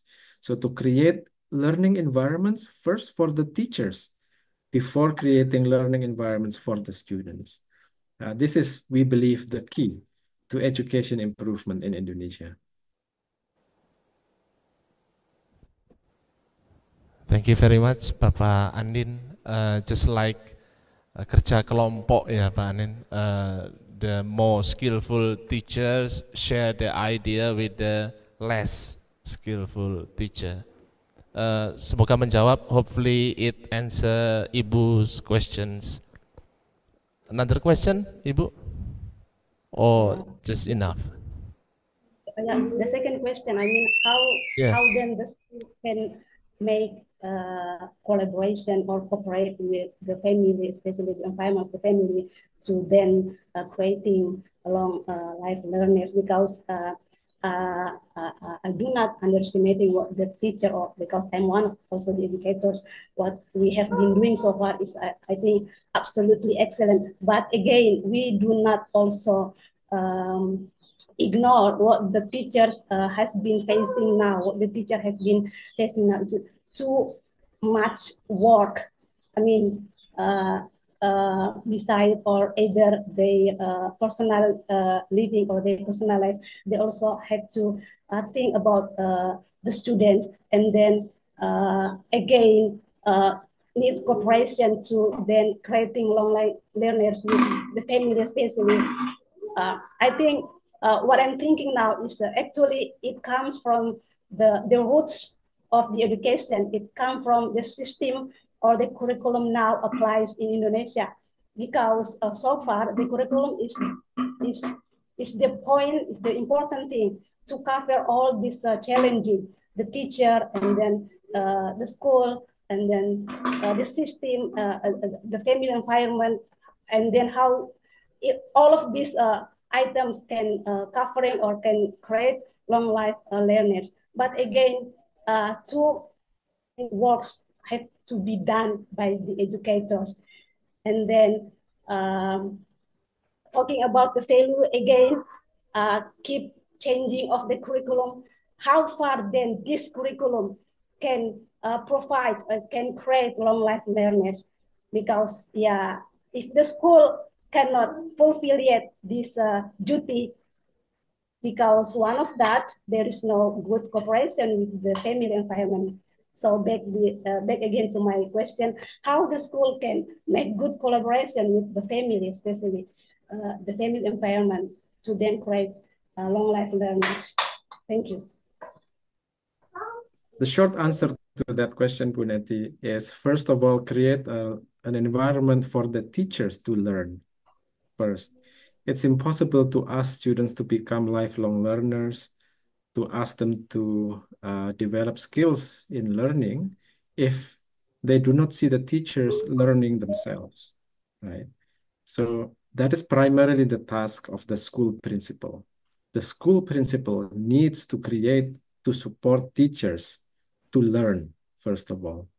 Yeah, set aside time, set aside specific rituals, routines for teachers to learn from materials in PMM, to learn from other teachers from other schools, to learn from one another in the same school about problems in teaching and learning in your classrooms. So that's number one. The principal has the responsibility to create a learning environment for the teachers, first of all. Second, I agree with your point that teachers need not to be burdened with too much administrative work. We are trying to solve that problem. From the ministry's regulations, we have simplified many things, but it needs to be translated by the pengawas and dinas pendidikan in each district. We no longer, for example, from the ministry, we do not require the school curriculum to be approved by Dinas Pendidikan. So that is one significant reduction in administrative burden for the schools. You do not need the pengawas or the Dinas Pendidikan to sign off to agree that, okay, this is your school curriculum, this is approved. No, that is the authority of the school principal now. Yeah. Another example, accreditation. The accreditation instrument has been vastly simplified. Schools do not need to fill in very long forms of accreditation, borang akreditasi anymore. You do not need to provide us with very cumbersome documentations. What you need to do is just to show the school assessors, the accreditation assessors, how you have planned teaching and learning and how you have implemented that and evaluated that. It's much more focused on the quality of teaching and learning and how the school, what the school is doing to continuously improve teaching and learning. It's not about documentation anymore. So you don't need to worry about admin burden with regards to school accreditation. But I understand that pengawas and dinas pendidikan can often create additional regulations, additional demands from teachers and from schools that make it difficult for teachers to allocate time for your main job. And that is a real problem. What we want to see is that pengawas and dinas pendidikan become not not policing, not become policing schools and teachers, but to become facilitators of teacher learning. Again, to create communities of learners among teachers, first of all. This requires a change of mindset on a massive scale because we have so many schools, so many districts, and so many pengawas or school supervisors. But we are getting there. It should be step by step. You need to give change time. Yeah. If you go back to the previous curriculum, then you will get all of that additional burden again, the burden of teaching so much content, the burden of providing documentation to the ministry and to Dinas Pendidikan and so on. It takes time, yes, but we are going in the right direction. And once again, I would like to emphasize the utmost importance of teachers to become learners themselves. It is not the curriculum that can make changes to your students. It's not Kurikulum Merdeka or Kurikulum 2013 that can make your students love reading, that can make your students want to learn more, become intrinsically motivated. It is not the curriculum that makes them um, engage with their friends, to manage conflict, to work with people who they don't know or they don't like necessarily. It is the teachers that can do that, right? So that's why it is very, very important, first of all, for the teachers to learn reflectively in communities of practice within your own schools to develop local solutions.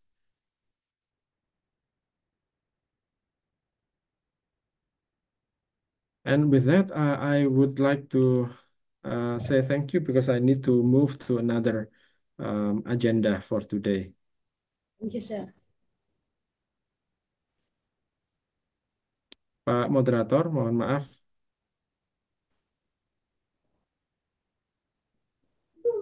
Yeah, thank you, sir.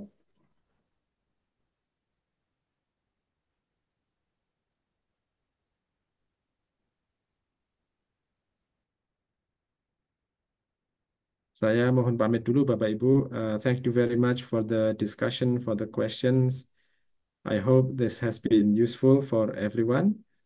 And again, Absolutely. I would like to encourage all the teachers that is listening in this seminar to underscore that you are the most important factor in helping our students learn, helping them to develop meaningful values, skills, and competencies. And please do become a teladan, become an example of a lifelong learner to your students. Thank you very much. Selamat pagi. Assalamualaikum warahmatullahi wabarakatuh. Waalaikumsalam warahmatullahi wabarakatuh. Thank you very much, Bapak Anin. For the last thing, I need the help of Mr. Operator to take picture with Mr. Anin and all of the participants. 1, 2, 3. Once again, 1, 2, 3. Thank you very much, Bapak Anin and all participants. Thank you very much for the fruitful discussion. See you next agenda. Thank you very much. Thank you. And for the next third speaker would be Ms. Lynette Pretorius, PhD from Monash University, and the moderator would be Dr. Derry Agustin. Ms. Lynette, have you joined the Zoom? Yes, I am here. Yeah, thank you very much, Ibu Lynette, Miss Lynette, and Dr. Derry. Dr. Derry? I'm Yeah. here, Pak. Okay, thank you very much, Mr. Derry, and the time would be 1 hour. Time is yours. Okay, thank you, Andy, for the time given to me. Good morning, everyone, and good afternoon, Dr. Lynette Pretorius. How are you today? Thank you. Great. So, everyone, let me introduce myself. My name is Derry Agustin. I will be the moderator for this session with Dr. Lynette Pretorius. And first of all, let me introduce Dr. Lynette to you. I'm going to read a bit of her CV. Dr. Lynette is a lecturer, education-focused, and an academic language and literacy development advisor at the School of Curriculum, Teaching and Inclusive Education, Faculty of Education, Monash University, Australia. And Dr. Lynette is an educator and researcher in the fields of academic language, literacy, research skills, and research methodologies. She has experience teaching undergraduate, postgraduate, and graduate research students, including supervising PhD students. Dr. Lynette is the author of multiple journal articles and 2 academic books focused on the experience of graduate research students in academia. She has qualifications in medicine, science, education, as well as counseling, and her research interests include doctoral education, academic identity, student well-being, AI literacy, and autoethnography. Dr. Lynette is also a senior fellow of the Higher Education Academy. It is an international honor awarded to educators who demonstrate a thorough understanding of and a strong commitment to teaching and learning approaches which foster high quality student learning. So everyone, without further ado, I'm inviting Dr. Lynette to deliver her presentation. Thanks for the introduction. As Derry said, I'm from Australia, and today I'm going to talk to you about AI literacy in particular. I will be showcasing really 3 of my recent research papers related to this, but in a practical way, because the idea is for you to be able to develop AI literacy so that in that way you can embed AI literacy teaching in your own curriculum, whichever course you are teaching, as well as then help the students learn those skills. So let me just share my slides here. Hopefully you can see the slides. It looks promising. As I said before, I am from Monash University in Australia. And in Australia, it is common practice to acknowledge that we are on the traditional owners' lands. That is, in my case, that I am on the land of the Bunurong people. So I pay my respect to the traditional owners of the Bunurong people, their elders past and present, and also acknowledge that there are multiple different nations in Australia where the traditional owners are from, and we pay our respects to all of them. So today, these are the topics that I'm going to cover. I'm going to first talk to you about AI and generative AI, and then AI literacy, because they are different things, and it's important to actually understand what that means. And then about how you can learn to use generative AI effectively in your own practice, and thereby help your students to do that well. I will also talk about the ethical considerations that are important with the use of AI, and there are a certain number of them, so I'll go through each of those. Talk about acknowledgements, if you're going to be using them, particularly in research, if you're going to be publishing anything, how you acknowledge them. And then I will provide with you a framework for developing AI literacy. So what does an AI literate person look like? So firstly, let's talk about artificial intelligence. Artificial intelligence has been around for many years now, really like from the 1970s, and it's just progressively increased.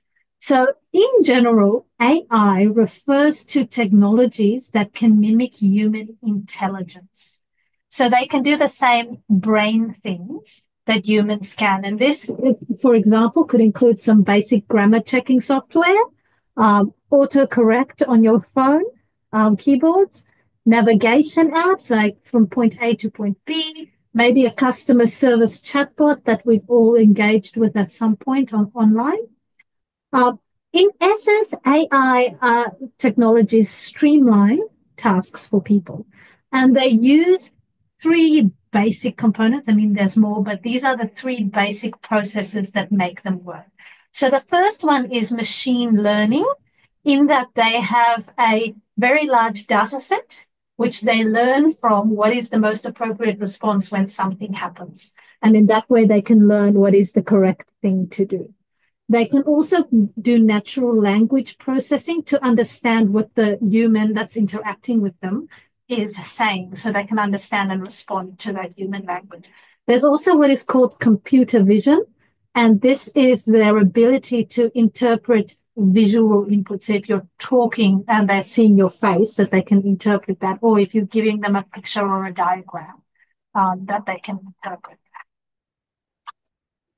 Generative AI came around really the end of 2022, start of 2023. Generative AI has been a real leap in technology from normal AI, in that it doesn't just mimic human intelligence, it also mimics human creativity. And this was something that was always thought to be something that only humans are capable of, which is why it is such a leap in technology. What they do is they don't have just those three things I was talking about before. They actually learn through algorithm and artificial neural networks. So they've got like an artificial brain where they learn from this vast amount of data. But then they don't just respond like a normal AI, they can actually create original pieces of work because they don't just replicate whatever is in their large data set like a normal AI does. What it can do is take things from all sorts of different places and reinterpret it in a creative way to create something new, something original. Like the picture that is on my screen here, which was entirely generated by an AI when I asked it to create me a picture of an artificial intelligence. And this is what it comes up with. So this is a AI that is able to take my input, translate and think about it, and then go through its neural network and all the data sets it has and reinterpret all the different things and create this new unique picture that has come up. Now, for those of you who may be a bit hesitant or unsure about what sort of things are out there, these are the ones that I tend to use most often, and they're a combination of basic AI and generative AI. So I thought I'd highlight this to you because this can be something that you can take note of and you can go and explore if you haven't done that before. So in Monash, all our systems run on Google. So we've got Gmail, Google Calendar, all these sorts of things. And it has built-in AI, which includes automated responses. Like it will suggest, do you want to respond in one of these three ways based on the content of the email? Now, given the amount of emails that I get, this is super useful to me. Similarly, in the Google chat that runs as part of our programs, it can summarize the discussion that's happened from the students for me and say, you know, so-and-so said this, and then this, and then this, and overall people are talking about this. So it's an easy way for me to catch up on. Now, the generative AI that I use most often is ChatGPT. I will say I also use others. So things like Claude, Bard, Microsoft Copilot, all of those are capable of things, but I actually have grant funding to use a customized version of ChatGPT at its most paid high-level version for various research purposes. So that's the one I use. I trained it, so it understands what I want. It also, when it produces output, produces it in a way that sounds like me, which helps me with my work.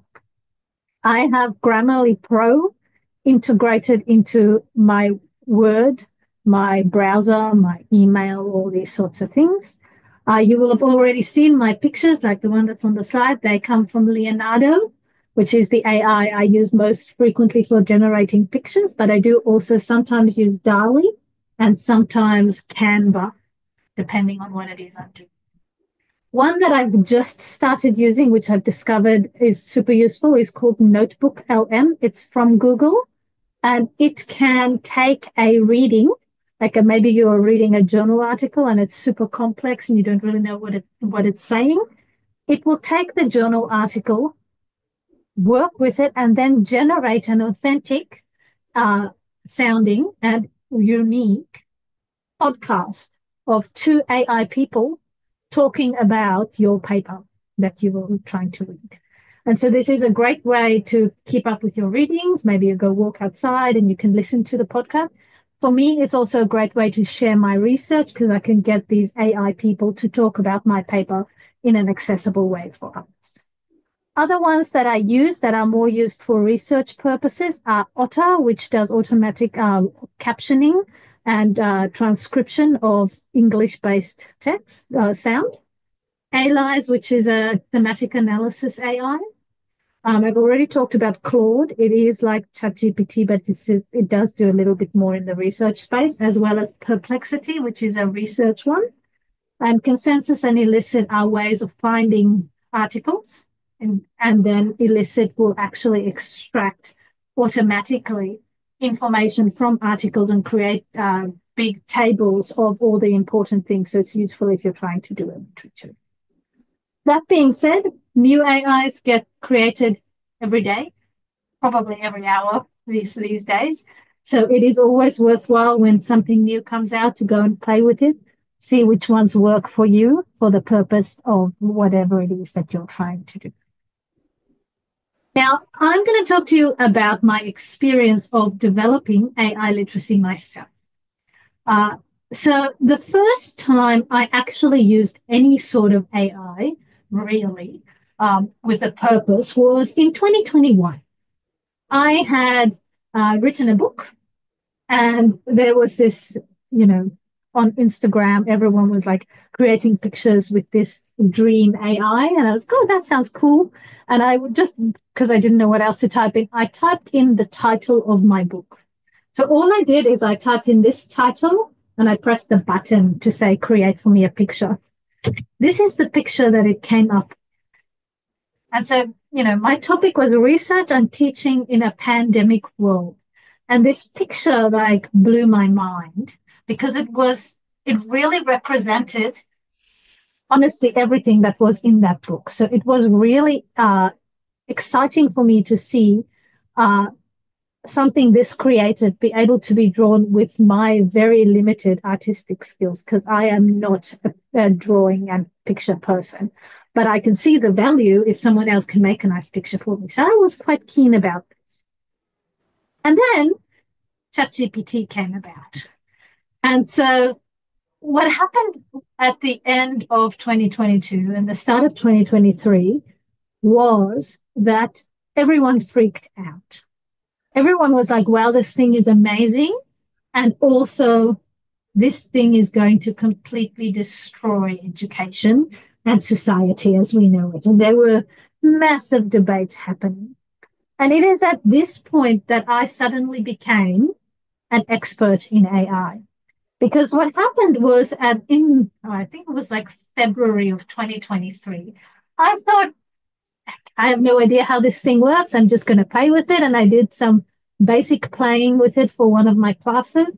And then a call for papers came around about people sharing their experiences of using AI in the classroom, because everyone was wondering what was going on. So I was like, oh, okay, I'll do that. And that paper has already been cited, I was checking this morning, 17 times, because it is something that is so new and everyone wants to know what to do with it. So as I was engaging with this paper writing and playing with it myself, I was also going to many a online webinar, because in Australia, pretty much every university and all the big societies were running these webinars about, what to do in the age of ChatGPT. And the argument in higher education was that either it is the greatest thing ever because it democratizes learning, it gives access to everyone, for everyone to access to knowledge, or because it's terrible and evil because it's going to encourage everyone to cheat. So this was the two debates that were going on in the field. And I came to believe that, honestly, there is no point in saying this is evil, let's ban it, because that boat has sailed. The technology is there. It's not going away. And honestly, you can't even detect it, even if you tried, because it creates unique new things. It's not like a plagiarism software where you can detect text matching. In this case, it is unique individual writing. So no, there's no point in banning it. I came to believe that it is going to be an essential graduate attribute, because in the future, we are all going to have to use this technology in all the different things we are doing. And our students would be expected to actually know how to do this if they go into the workforce. Otherwise, they're going to get left behind. And the axiom that now goes around is, no, the AI will not take your job, but the person who can use AI will take your job. Because it is the AI literacy, the person who's capable of actually using it effectively, that's most important. So what then is AI literacy? So this is the definition that I developed, which is how to communicate effectively and collaboratively with that generative AI, and then evaluate the trustworthiness of the results obtained. So it is knowing how to use this technology. Now, since then, I have further conceptualized AI literacy as having 5 domains, and I'll talk about that later. But for now, I want you to understand that a person who is AI literate is able to not just type some stuff into ChatGPT. It is someone who can collaborate with the AI to create something for a specific purpose. So then how do you become AI literate? What are some of the things you need to know? So one of the first things is that you do need to learn to become a prompt wizard. You need to learn how to use the actual technology and ask it appropriate questions. So how do you do that? So firstly, the first thing that I learned is that it's really important to give your AI a role. This is because something like ChatGPT has access to, like, let's call it the entire base of knowledge of the world. And so if you just ask it something, you are not telling it where in its knowledge system to go search for the answer. So it kind of makes a best guess. Now, if I was to ask my AI, okay, are aliens real?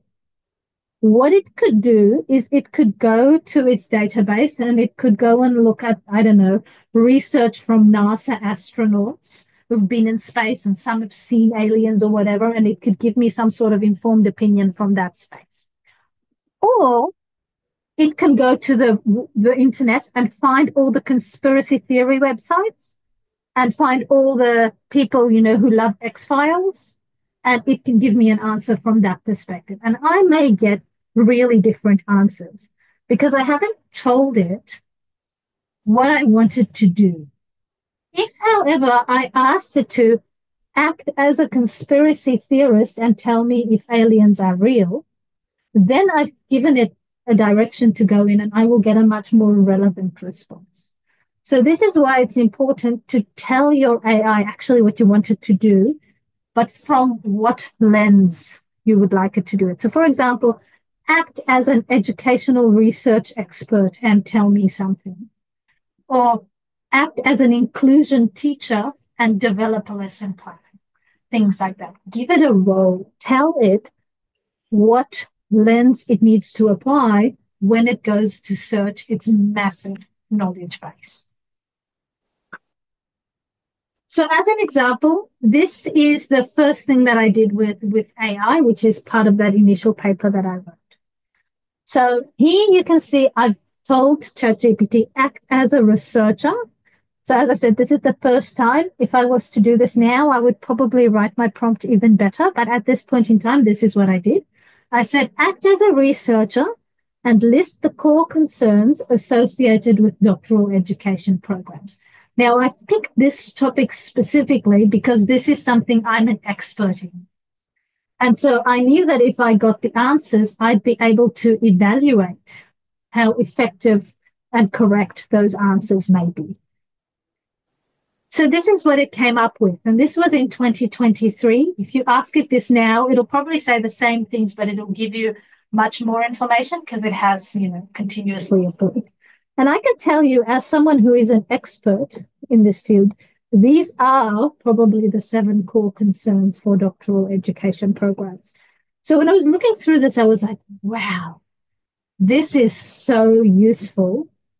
And I can see how if you are a student and you're trying to learn about something that you don't really know anything about, that this would be a really easy way to get some of that initial knowledge, which is why it inspired me to write that paper that I talked about before. So another thing that's really important is that you need to be clear and very specific. You don't just tell it, like, tell me some stuff. Like, if you want it to be useful, give it good, clear instructions. One of the things you should do is, like, do this. You should try and avoid negative statements, at least at present, like, do not do this because it seems to understand better positive instructions than negative instructions and simple, clear instructions one at a time. So that you have short sentences with instructions rather than long, complex sentences with lots of different rules and things. So that it's very clear, very easy for it to see what it is you want to do. So, for example, these are the prompts that I use most often these days. So, one of the big things in my field is I have to write a lot of papers, but it's qualitative research, and qualitative research is a lot of words. But the journal articles often have really limited word limits. And so this causes a problem for me sometimes in that I've gone over the word.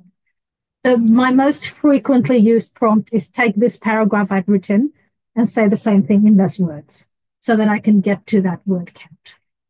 The other thing that I now do very frequently is if I've written something, I will say, this is my paper, which is about this topic. How can I further improve my paper? And then it'll usually give me like 10 suggestions. And I will go through and see which of those seem valid and relevant to what I'm trying to do. And then I will go and further improve my paper by addressing those concerns. The other thing that I do, because I have a website where I have blogs about my research. So often that means that I have to convert my really academic sounding research into, everyday English sounding so that I can engage even more people. And that takes a really long time. Now, though, I get ChatGPT to convert the text into conversational English. And then I just copy and paste and edit a little bit the parts that I want to use for my blog post. And then the other thing that is super useful if I'm doing some reading about things and I'm just interested in thinking about it a bit more, I get it to ask me critical thinking questions about text. This is useful if I'm reading and I'm trying to think more deeply about how this idea maybe connects with other things I've known. It's also useful if you've written something yourself, because then the AI can act like a sparring partner, a devil's advocate, asking you really difficult questions that you should be able to answer about your own work. So it can be useful for that purpose as well. But here you can see that they are very specific questions that I'm asking it to do. Very clear, very specific. If I'm going to ask it, write this paragraph in less words, colon, and I quote my paragraph. Here's my paragraph, and then enter, so that it knows exactly what it is supposed to do. For example, I also encourage my students to consider how they can improve and learn to improve their academic writing. So if you look at the left-hand side, this is a very conversational sounding English text. And what I wanted to show my students was that this is not appropriate for university level English. What you want to be doing is writing more like the one on the right? So I asked ChatGPT to convert this text into the more academic one on the right. And I showed this to them so that they can see the differences between the everyday English and the academic English. What's the same? What's the difference? How do I write in a more academic tone, right? This is a way for them to learn the rules, the norms of what is expected, but also to see areas where they may need some further knowledge and understanding about the content. Now, as I said before, you need to give it a role. You need to also provide context. So give it details about what it is that you actually wanted to do. Make it specific. Give it lots of information about the context surrounding whatever it is that you're trying to do. For example, yesterday, I was trying to come up with a name for a new role that we have in this research team. And so I said, so I am busy doing this. The purpose of this group is to do this. The role that this person will play is this. Can you give me 20 suggested names for this role? So I've provided context. I've explained very clearly everything needed for the AI to understand what it is I want. Now, if we go back to my topic about doctoral education, here you can see after I got those 7 listed key concerns for doctoral education, I asked it create a research question. And it creates this research question. It's not a bad research question, but it's really big, right? It is quite broad. Like imagine if you had to write a thesis answering all of those things in that question, you would need way more words than would be allowed. So it does need some more context to be able to develop a good quality research question. So here I, for example, asked it to just focus on something very specifically, the mental health concern that it was talking about before.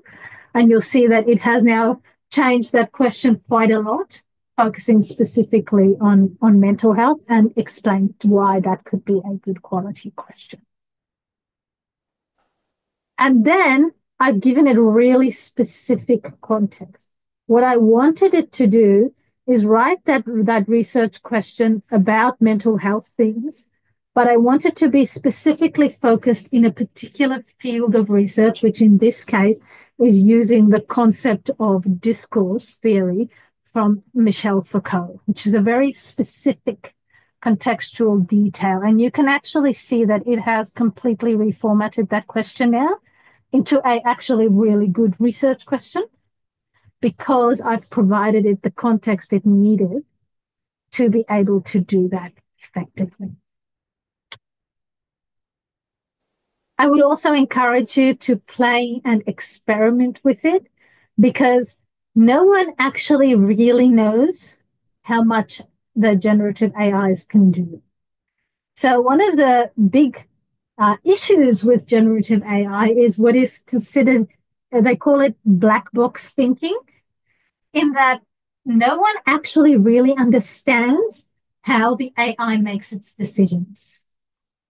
And, even though initially you trained it maybe on some data sets and things, it has created its own brain, its own like neural pathways like a person's brain to make those decisions. And so no one actually really understands how that decision-making process happens, which means no one actually really understands how it works or what it can do, which is why playing and experimenting with it can come up with some really interesting things that you would never have thought the AI could help you with. So to illustrate this to you, I'm going to talk to you about another paper I wrote. So when I was playing with this AI, I played around a little bit with the image creating capacity of ChatGPT, because DALL-E is integrated in ChatGPT and it creates images. And I was just sort of playing around with it, thinking about what it can do. And I was quite interested with what it could do, and particularly because, as I said previously, I'm not really a very artsy person, right? I can't actually draw proper pictures.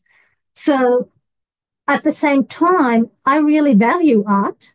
I can see very strong value in pictures and the ideas that it can communicate and so on. And so when I was playing around with it, I realized that, you know what, you could actually do something with this. And I thought what I'd do is I would try and incorporate it into one of the units that I teach. So I teach a unit on autoethnography, which is a subjective research method, exploring a researcher's personal experience. And here you can see I decided to demonstrate for my students the potential of using AI. I said, because it's a sample assignment, they have to develop a research plan. So I created a sample research plan. And you'll see that I said to conduct this fictional assignment where I will explore my own academic identity. I am going to do all sorts of things, including create an artwork representing my experiences using DALL-E. And then I talked about how I will use this. So what I did is I actually did this, and I went through the process of showing to my students the pictures that the AI generated. And it was quite an interesting discussion, because what happens when I said, create a picture of a professor in a university, invariably the picture he drew was of a man. And I'm like, oh no, that's not me. I need you to change. The person should be a woman, right? And then it creates some woman pictures. At one point, it created a picture that's more like a magazine model cover. And I was like, no, I don't like that at all. But I was talking to my students saying, this is what it created. This is how I felt about it. This is why I didn't like it. And then this is how I would use it if I was to actually write a paper about it. Eventually, I got these two pictures. So the one on the left being my academic identity as a teacher, and the one on the right, my academic identity as a researcher. And realistically, I can actually write a whole paper on just this process, but I incorporated this into my AI literacy framework paper, which you can go and look if you want. I talk about how the actual process of discussing the things I got and how I made it change pictures, what I would do with it if I was to do research, that process was actually really valuable for my students because that showed them what it could do, but it also showed them the importance of thinking a bit more critically about the output that you get and learning how to work with the AI to generate something that you actually want. For example, the initial picture it created of me was in like a really modern scientific office. And I was like, no, that's not what I feel academia is like. I feel academia is more like old. And so I told it the backdrop behind me should look more like Hogwarts. And it came up with these sorts of backgrounds.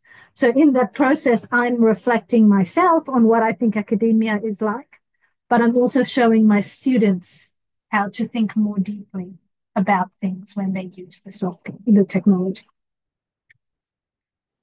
The other thing that you should consider doing is splitting complex tasks. So give it small incremental instructions rather than long complex instructions.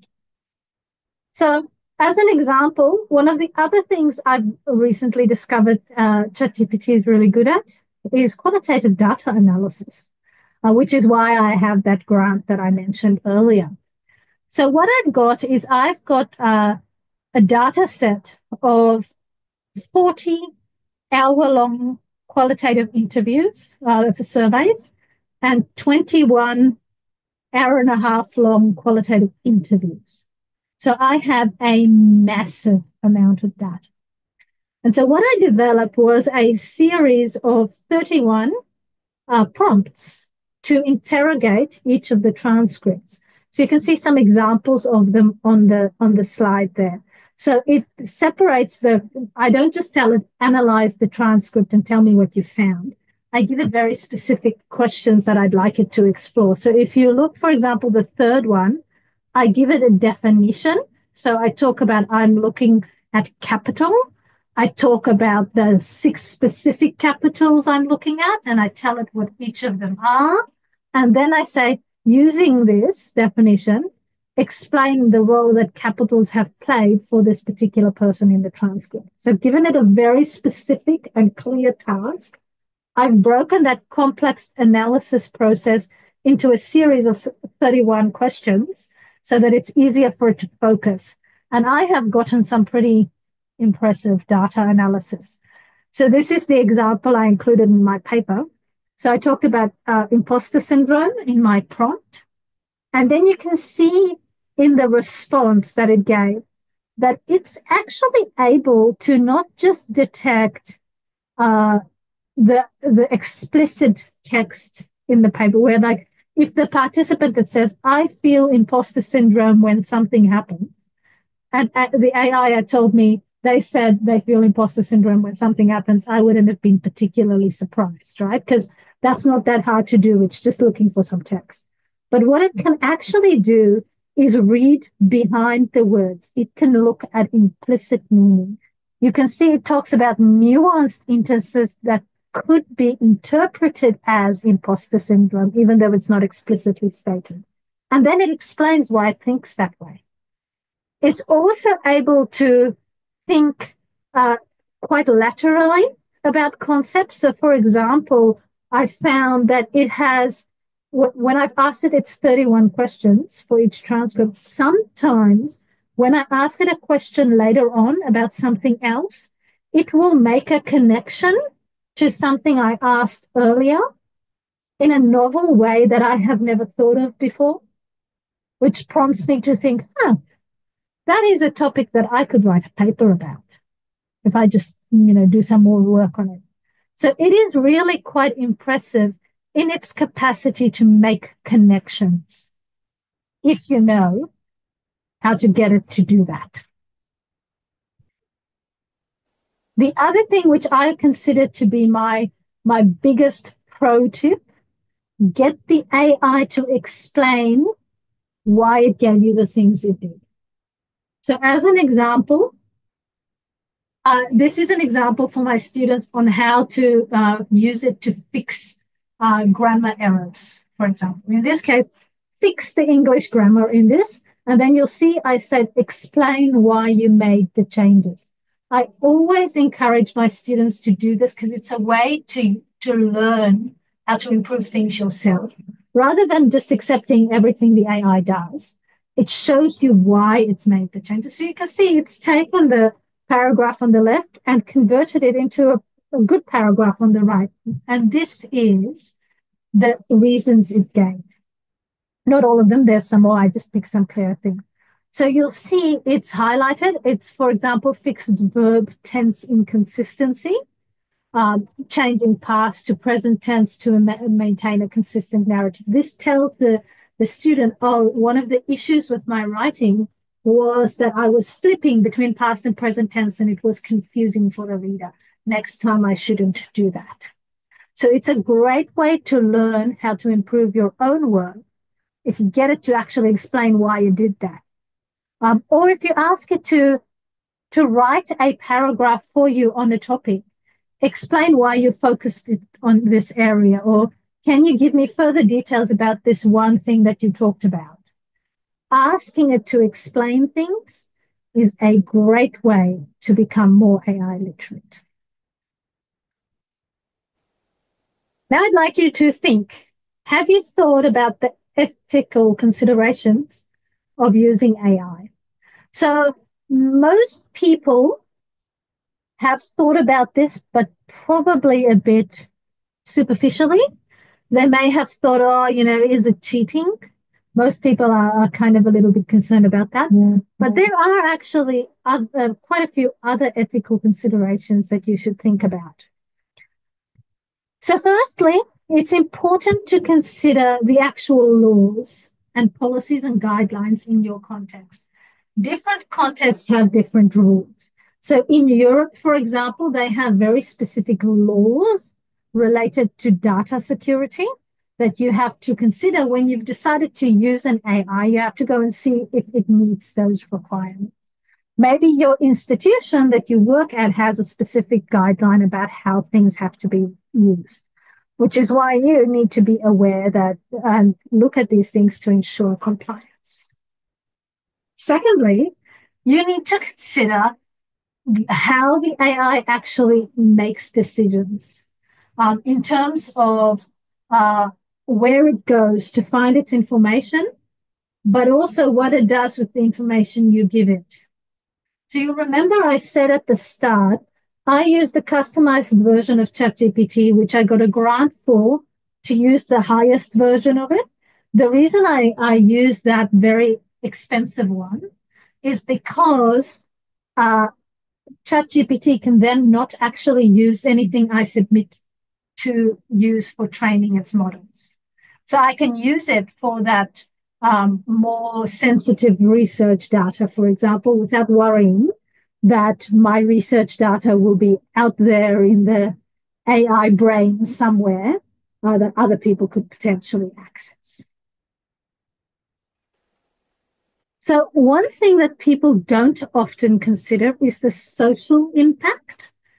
That is because there is an increasing divide between people who have access to these technologies and people who don't. And I said to you at the start, it's not that the AI is going to take your job. It's the person who knows how to use the AI that will take your job, right? And so you have to consider your students in the classroom, right? Who has access to which type of AI? Do they know how to actually use it? Because what we've found so far, and not just me, this is several researchers at Monash, that students who are already good students, who are very conscientious, who are keen working, do extra work at home or whatever, they're the ones who are actually best equipped to use the generative AI. They get greater benefit from it than the students who are struggling. And there are multiple reasons for that, but the majority of that reason is either that they don't have access to it because some of them are not free. So you can use ChatGPT for free, but you can't use the fancy version of ChatGPT for free, for example. Or they don't actually know how to use it, which is why it is important for us as educators to actually embed AI literacy in our courses, know where our students are and how we need to help them learn to get to where they're supposed to be so that we don't actually perpetuate that digital divide and make it worse and worse as we keep going. So the other thing that people don't consider is sustainability. So one of the big things is that AI use does actually use a huge amount of energy. So there's a paper that recently was published that said creating one picture on a large language model uses the same amount of energy it takes to charge your smartphone completely. So if you're creating, 1,000 pictures a day, you are literally using the same energy as 1,000 mobile phones. That is actually quite a lot of energy. So you need to consider when you use these things, are they the best use of the energy that you could use? Like for me, certainly is because it takes me less time. It creates better visuals. My students are more engaged, but I would only create the visuals if I have good quality prompts. I just don't just go and create like 1,000 pictures until I find what I like. I create a picture that's very specific and relevant to the thing that I'm actually interested in, so I don't overuse it. There's also some AIs that are increasingly using local, smaller computing power. There is actually some researchers currently developing AI large language models that can run on your own computer so that it doesn't have to use the big, data centers in Silicon Valley, but that it can be locally based. So that can save something. The other thing, there are some advantages, sustainability advantages to using AI, right? Like, for example, if you're using electronic systems like Zoom to conference, that means that there's a lot less energy expended with people flying all over the world to go to a conference. Similarly, if you're using AIs to generate good quality research, good quality teaching, it improves the experience for people. It reduces impacts in other ways. But you have to consider whether what you're doing is the best to not further contribute to environmental degradation. Now, the one and most important thing is that you have to be aware of the biases, the way the thing actually sometimes reflects issues that are part of its data, because that's what it's trained on. So there is research to show that the large language model data sets, because it's trained by humans and the way humans see things, sometimes it perpetuates biases that people have. So you'll remember I talked before about that picture of generating for me, and one of the pictures it generated was like of a swimsuit model. And that reflects the societal bias of what a like good-looking woman is supposed to look like, right? So as someone using the AI, you need to actually not just accept everything it says. You need to engage with it and look at, is this actually correct? Does this perpetuate some sort of bias that is part of the data set that I need to test? So you don't have to just copy paste, right? You can take parts of it, you can revise it so that it generates original work, but in a way that upholds integrity and doesn't perpetuate inequality. It's also important to note that if you use AI, most, if not all, academic publishers, and in our case, our university, requires indicating how you actually used it, so including an appropriate acknowledgement of how you used it. So as an example, this is what you should include in an AI acknowledgement. You need to explain which AI or AIs you used, explain the purpose for which you used it, sometimes including the prompts used, depending on what you're doing, clarifying what you did with what the output you received, and then explaining that you take responsibility for whatever is the final version that you produce in the assignment or in the paper or whatever. So this is the example I give for my students. It's also the one that I use most frequently. As you can see, I acknowledge I used a customized version of ChatGPT 4. So I explain exactly which one I used. I include the detail of where other people can find this AI if they want. I explain the purpose. So to prepare my manuscript, to refine my phrasing and reduce my word count. I said to you before, that's one of my main problems. Too many words, make the words less. I talk about what I did with the output. So the output from ChatGPT was adapted to reflect my own style and voice. It was also adapted during peer review because this is a paper I've written, for example. And so then you say, I take full responsibility for the final content. This indicates that you've actually not just accepted everything the AI has said, you've considered it and adapted it and made it your own for whatever it is that you are doing. And this gets published. So this is an example of a paper I wrote this year. And if you were to go to the acknowledgement section, you would see this acknowledgement that I used for this particular paper because I actually helped it to use it to help me create the introduction for this paper because I knew what I was trying to say, but I couldn't really conceptualize the order in which I present my ideas.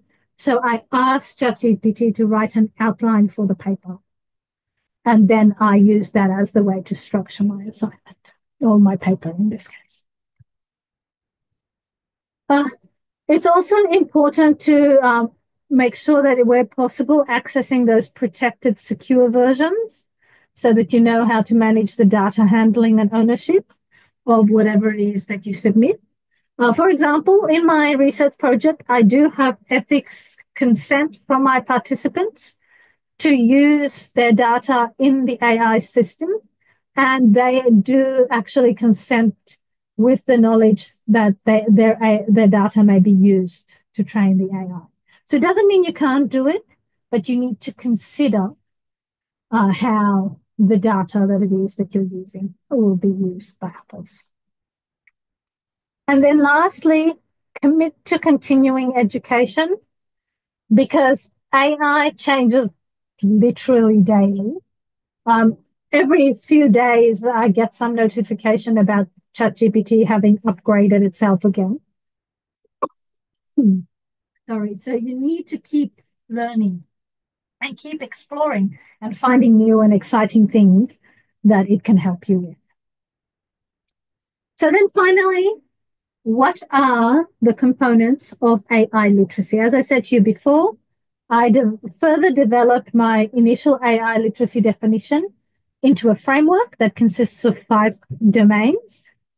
So here you can see the things that I did. So what we did, so I worked with a former student of mine, and we explored our own experiences of developing AI literacy and then used those as data to come up with this framework. So we found the following things. Firstly, that you need foundational AI literacy in terms of actually just knowing what these things are, like where they go, how do you actually find ChatGPT? which one do you decide to do which things, like those really basic tools. You need some conceptual understanding, which is you need to know how to actually ask it questions, but also what to do with it when it gives you information, to repurpose that information for yourself. And I've told you this multiple times because this social component is really the element where you become AI literate. It is when you start to realize that the AI is a partner in knowledge creation rather than a word processing tool like Word or Excel or something like that. It is a research assistant. It is not a computer. You need to be aware of the ethical things like we talked about before. And you do need to actually consider your emotions because people can be scared of technology, right? Like the robots are going to take over the world. I'm scared of the robots. But also more generally, you're like, I don't know how to use this. What if I do it wrong? Like those sorts of feelings actually does have an impact on how you use technology. So when we found all of these things, we created this framework. So you can see the foundational element or domain being understanding how to access and use generative AI. Conceptual domain being getting that information and repurposing it for a specific purpose that you're using. The social domain, which is the critical component, that is learning how to see the generative AI as an interlocutor, so a conversational partner to create this shared discourse to create your particular knowledge.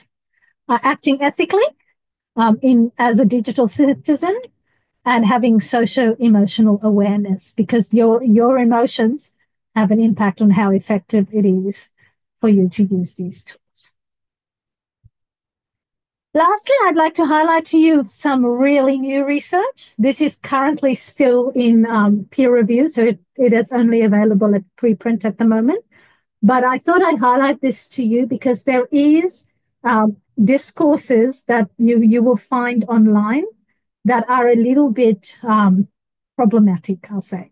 So I have found that in particular in really English-speaking contexts like the US in particular, there is a discourse where people who are seen to use AI are like somehow less good than the traditional English speakers because somehow, it's just the real, US English. That's the real English.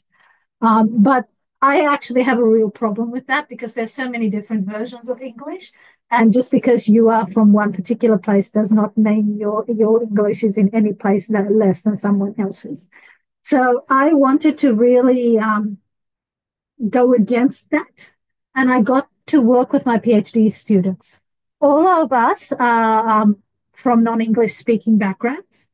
And what I got them to do is learn through the experience of using AI how it helps them or maybe hinders them in doing things. And we've actually discovered that in addition to those things I already talked to you about, like making your writing better, generative AI can actually also have lots of other benefits.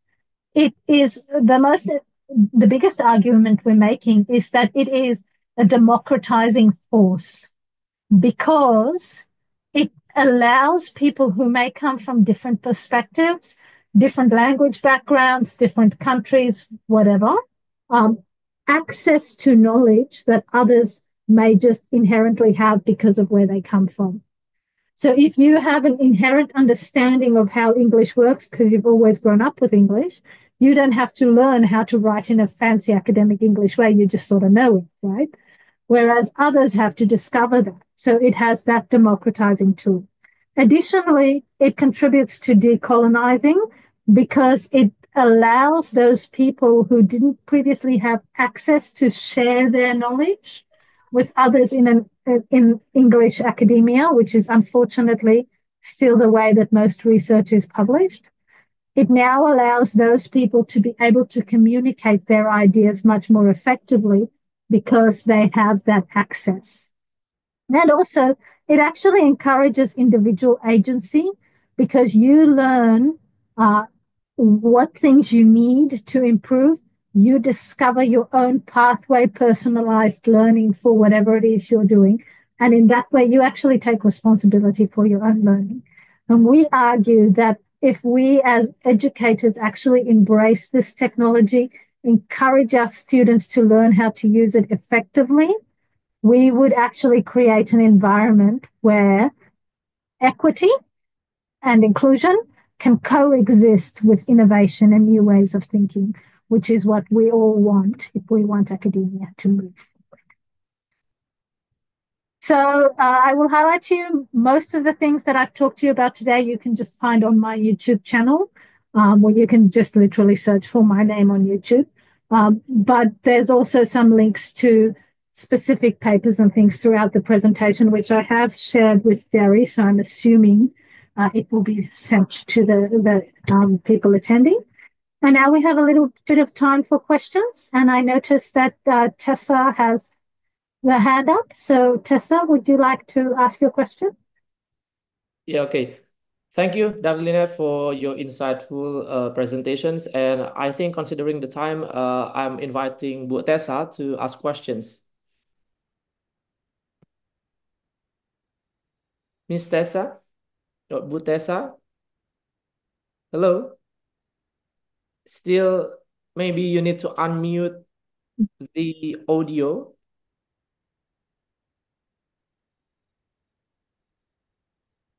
Okay, maybe Pak Ruda first. Pak Ruda Widagsa, if you would like to ask the question first. Yeah. Okay, thank you very much, Dr. Derry and Dr. Lynette. Here, my question is simple. Since you say that AI is mimicking human intelligence and creativity, and there are less intelligent people than those who are not. And is it possible for AI to also mimic, human stupidity? Great question. Yes. Okay. It is entirely possible because it responds with whatever it is trained on and with whatever question you've asked it. So depending on the way you phrase the prompt and the AI you actually use, it does sometimes create things that are nonsensical, that are entirely made up, for example. So that is why it is important to always use critical thinking and learn to evaluate the things that you get. Okay, thank you very much. Yes, thank you, Pak Ruda, for the questions. And I'm trying to invite Bu Tessa again. Bu Tessa Natalia, if you're there and are ready to ask question. Okay, maybe still not there. Mbak Novra Ilwana, yes, if you would like to ask question, please. You are on mute. Still yeah, you need to unmute the audio. Right. There you go. Okay. Thank you very much for the change. Let me introduce myself first. My name is Nova Ilwana. I'm from UMP Purwokerto. I would like to ask about what challenges are faced when AI is integrated into the education system. I think that the student like to just use AI for finishing their tasks. For example, for answer the question from ChatGPT without they develop their critical thinking like that. I think that I maybe can make students resilient to use AI. So yes, there is certainly that challenge. That is why it is important for us to teach our students how to use it effectively. That being said, there's some things to consider. So students are using AI for all sorts of things. Like in my last paper that I was talking about, one of my students uses it even to like create menu plans for their family dinners every day, right? You can use it for anything, like a chat buddy, a joke partner, to write full essays, to explain a particular concept. And that is why we as educators need to teach them how to use it well, because it is going to be part of everything we do in the future. So we need to consider that. The other thing we really need to move beyond is the idea that using ChatGPT equals cheating, right? Firstly, you can't actually detect it. So even if you were to believe it's cheating, the detection software, the research shows is really ineffective. Like some research shows up to 80% false positive. That's because it creates new, unique content. So you can't actually assess that it's been copied, right? So there's that problem. The other problem is like, is it cheating if that is how society is moving towards in the future? And I don't think it is. It's like if, you know, in the past, when they introduced the calculator, people are like, oh, you don't need the calculator, you need to use the maths the old way. But now everyone uses the calculator, right? It's the same thing that happens here. And we need to actually teach our students how to do that well. So that means we need to integrate step-by-step scaffolding of the skills development across the curriculum, across all year levels, really, so that people can learn how to use it well. And then in the future, they'll probably be teaching it in primary school. And by the time they get to university, they'll be so proficient in using this technology, it'll be just part of everything, right? But at this point in time, no one really knows how to use it well. So we have to all integrate it. The challenge then becomes of thinking about how you can adapt your assignments to make them actually useful, where you can embed AI use as part of the assignment task. And that also encourages them to then learn to use their critical thinking skills. Okay, thank you very much, ma'am. Thank you, Banafra, for the question, and maybe considering the time and also because of the, the next speaker is already here already. So maybe the last question from Bu Neti. Well, thank you very much for the second. And I'm wondering, we give an all to do for your students to do their job, their work, either at home. Second, how can you manage to organize the time allocation, especially when they do the project in the classroom? Because sometimes time allocation cannot meet all the project delivered or in the classroom. And then the last one, what kind of type or the type of so far generative that you allow for students to be used, especially classroom, because like you said that you also recommend for students or for educators especially to the types of generative. Okay, so I couldn't hear your first question, but your second question in terms of which ones we use. So at Monash is actually, they were quite ahead of other people in terms of their AI policy. In our university, all students can use any AI they want in any assignment unless it's been explicitly banned. And a teacher can only ban it if there is a real good pedagogical reason for banning. Other than that, they can use any AI they want as long as they acknowledge how they used it. In my case, I particularly encourage my students to use Grammarly. Grammarly Basic is, or Grammarly Pro in general, has just a general AI feature of improving grammar. It also does actually have a generative AI component where you can ask it to write things for you if you have the paid version. But I encourage them to just get the free Grammarly version. I also encourage them to use ChatGPT, Bard, Microsoft Copilot, or Claude, whichever one they like. The university already has agreement with Microsoft Copilot, and they are busy getting agreements with ChatGPT and I think Bard. if I remember correctly. So the students all have access to them already. And then I encourage them I have like lists of useful ones, and I encourage them to go and explore which ones they like and talk to each other and tell each other which ones they found most useful. That way, there's always that continuous learning and development because they do change all the time. Okay, thank you very much, Dr. Lynette, for your answers, and also a thank you to Bonetti for asking questions.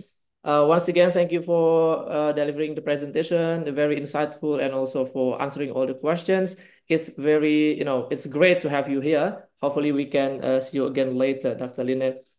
You're very welcome. And I've just posted a link in the chat, which is the 168 best AI tools of 2024, which if you're interested, you can go and have a Okay. good rest of the conference.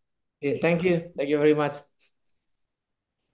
Okay, everyone, because the next speaker is already here with us, so I would like to invite the next speaker, Dr. Sesiokpe. If you are here, hello.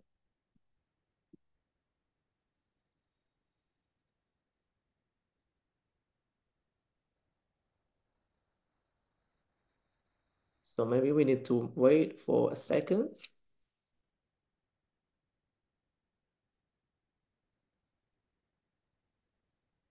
Okay, so first of all, let me introduce the speaker.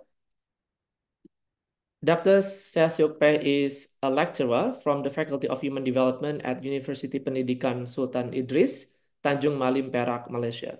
So everyone, I think without further ado, I'm inviting Dr. Sesiokpe to deliver her presentation. Time is yours.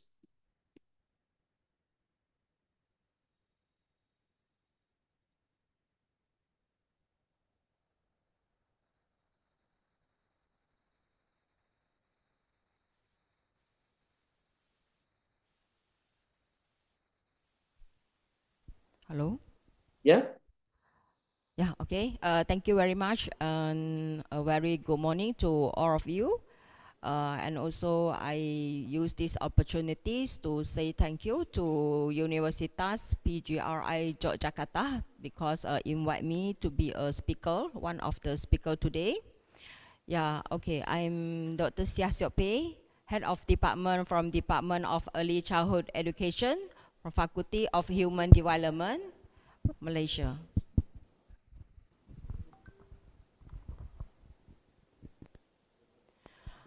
Okay, just now we already, I think we already listened a lot of explanation about the Gen AI. So now we go through to the pedagogy, generative AI in STEM and multicultural education. For my slide, for your information, actually I will more focus on early childhood education. Okay, first of all, I want to introduce our curriculum in Malaysia. We are using Permata curriculum for the children below 4 years old.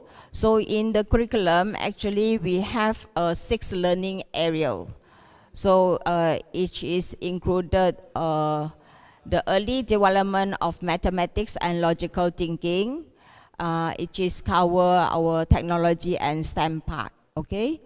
So the next, this is our national preschool standard-based curriculum that we use in Malaysia for the children, those below 6 years old. So we have 6 learning strengths in our national preschool standard curriculum.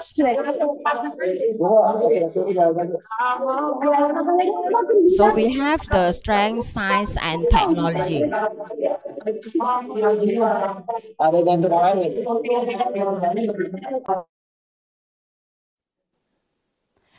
Okay, so normally we will embed the technology in our teaching and learning for our children in Malaysia. So we must focus on using the technology, included the AI also. So what is the generative AI? Generative AI is a form of AI that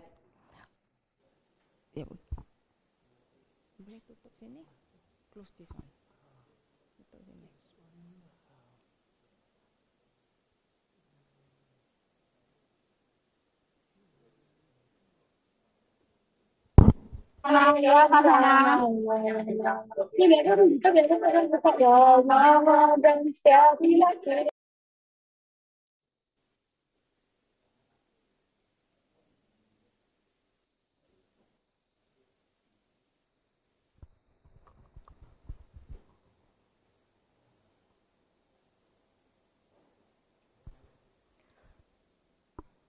Sorry for the technical part. Sorry. Okay, we continue to our next slide. Okay, what is generative AI? Generative AI is a form of AI that can autonomously generate new content such as text, image, audio, and also video. So pedagogy AI refers to the application of AI tools in the educational context to support teaching and learning, and also provide adaptive learning experiences, generators personalized content, and can respond to device learning needs. Okay, what is the use of AI as a pedagogy tools in STEM? So science, technology, engineering, art, and mathematics in early childhood education. Okay, first is personalized learning. AI can tailor learning experiences based on the individual needs of each student, adapting content to their strengths, weaknesses, and pace.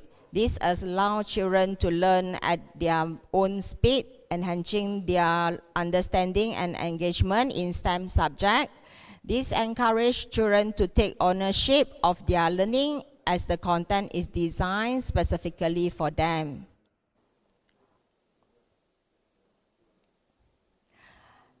Second is active learning and engagement. AI-powered educational tools provide interactive and immersive experiences such as simulation and virtual experiment, making STEM subjects more engaging. These experiences promote active learning and maintain children's interest by making abstract concepts tangible.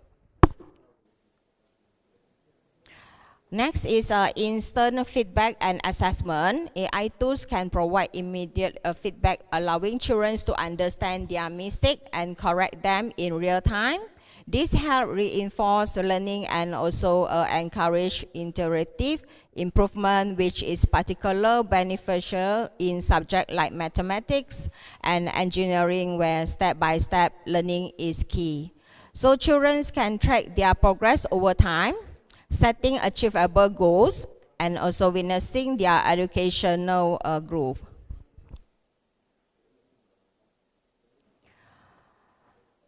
Next is fostering creativity. AI also can help us to the children's development their creative skill by providing tools to create art, design, experiment, or even generate music. AI generate content allows students to explore new ideas and turn creative concepts into reality, encouraging the integration of art in STEM. AI also enables children to apply STEM concepts to solve real-world problems. So for instance, children can use AI model to predict climate changes and optimize a simple engineering design, which bring practical relevance to theoretical knowledge. And inclusivity and accessibility, AI help children develop their creative skill by providing tools to create art, design, experiment,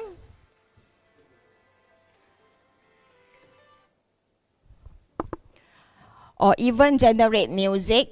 AI generate content, allow students to explore new ideas and turn creative concepts into reality, encouraging an integration of art into the STEM subject. The next one is encouraging curiosity of exploration by introducing AI as a learning tools in STEM education. Children can also learn about the ethical implication of technology and AI system. This awareness promotes responsible use of AI and prepares children to understand the broader social and ethical context of technology in their future careers. By integrating generative AI into the STEM education for children, these tools not only support traditional learning but also push to boundary of what children can achieve creatively, analytically, and also collaboratively. So the next one is encouraging curiosity. No, this one is the, okay, just we repeat. Okay, just now actually we are talking about the AI. Normally we will integrate the AI to come out or to develop apps or games to help or to use by our children in kindergarten or nursery. So how to choose the right AI tools for the kids? So we must be able to make sure that the app or tools that have the education value. So look for tools that provide clear education benefit, such as teaching fundamental concepts, encouraging problem solving, and fostering creativities. Another one is the age appropriateness. So we have to choose which apps or tools is suitable for the age for 4 years old, or which tools or software is appropriate for the age children which is maybe 6 years old. So as an educator, we must able to differentiate the tools that we can use for the student, followed by the age of the child. Okay, the next is user friendliness. Choose tools with a simple, so we can hope that the intuitive interface that is easy for kids to navigate without requiring extensive adult assistance. So the next one, we must be able to make sure that the tools have the interactive features and also safety, privacy. The next one is compatibility. Ensure the tools is compatible with a wearable device and technology, including any necessary hardware or internet access. So as an educator, we must be able to choose. So when we use the tools or we develop the tools using AI or without AI, we must be make sure that the material that we use according to the places, maybe the internet signal, either the internet we can access or not. So we as a educator, we must have the knowledge to make sure that the places have the internet. Then we can using the materials on the section that we plan. Okay, this is the online platform design. Normally, we will use the generate AI tools to create some pictures. Then maybe we can put it in the word war games, so we can develop the materials to use in the preschool or to use in our kindergarten or nursery. So this is word war games, or maybe we can create use the Kahoot. Okay. The next one is Mentimeters, Quizy, Nearpod, and also Cascade. So if this is the interface for the word war activities. Normally we will create the activities, but the pictures maybe we can generate by the AI tools. Then what kind of pictures is suitable for us to using to create the activities. So this is the interface for the word war activities. Actually, this is quite easier for us to develop. So you can just log into using our Google account, then you just find workwar.com, then you log in, then you can just create the activities, but maybe you need some pictures and everything. Maybe you can using the AI tools to help you create it. Okay, this is AI tools like PicsArt. Yeah, normally we were using the PicsArt to editing and design the pictures. So last time when we want to create a storybook, maybe we need to ask somebody to help us draw pictures and everything. But nowadays we can using the AI tools. We just give the instruction. We just give the query instruction to the tools. So I think maybe 2 or 3 seconds, we already can get the pictures from the tools. Okay, so and also the ChatGPT, so we can get the information and also the QR, the palette and Canva. So this is the few AI tools that we can use. Then we can integrate in the games platform to develop our own suitable material for us to use in our nursery and also kindergarten. Okay, this is the interface for the generate image with AI. Maybe later on you all can try and see, because when we have the experience, then we can get the knowledge, then we can use it. After this, maybe you can explore how you're going to using these AI tools to develop or to come up with the pictures followed by your instruction. Yeah, so then you can try to develop your own software and also activities using the online platform games. Okay, so this is the interface that we I think most of us also been used this ChatGPT before. So maybe we need some story or the rhymes or whatever. You can just ask for the ChatGPT to help us. Then after that, we have the sound maker, then we can convert to recording, then we can come out, finally we can come out, using the AI tools, we can come out with a story. Yeah. Okay, this is the positive impact from, when we are saying that we are using the technology, we must have the positive impact like maybe engagement and motivation, education apps, interactive games. Then we have the personalized learning. Technology can adapt to the individual student needs, providing personal learning experiences and allowing students to progress at their own pace.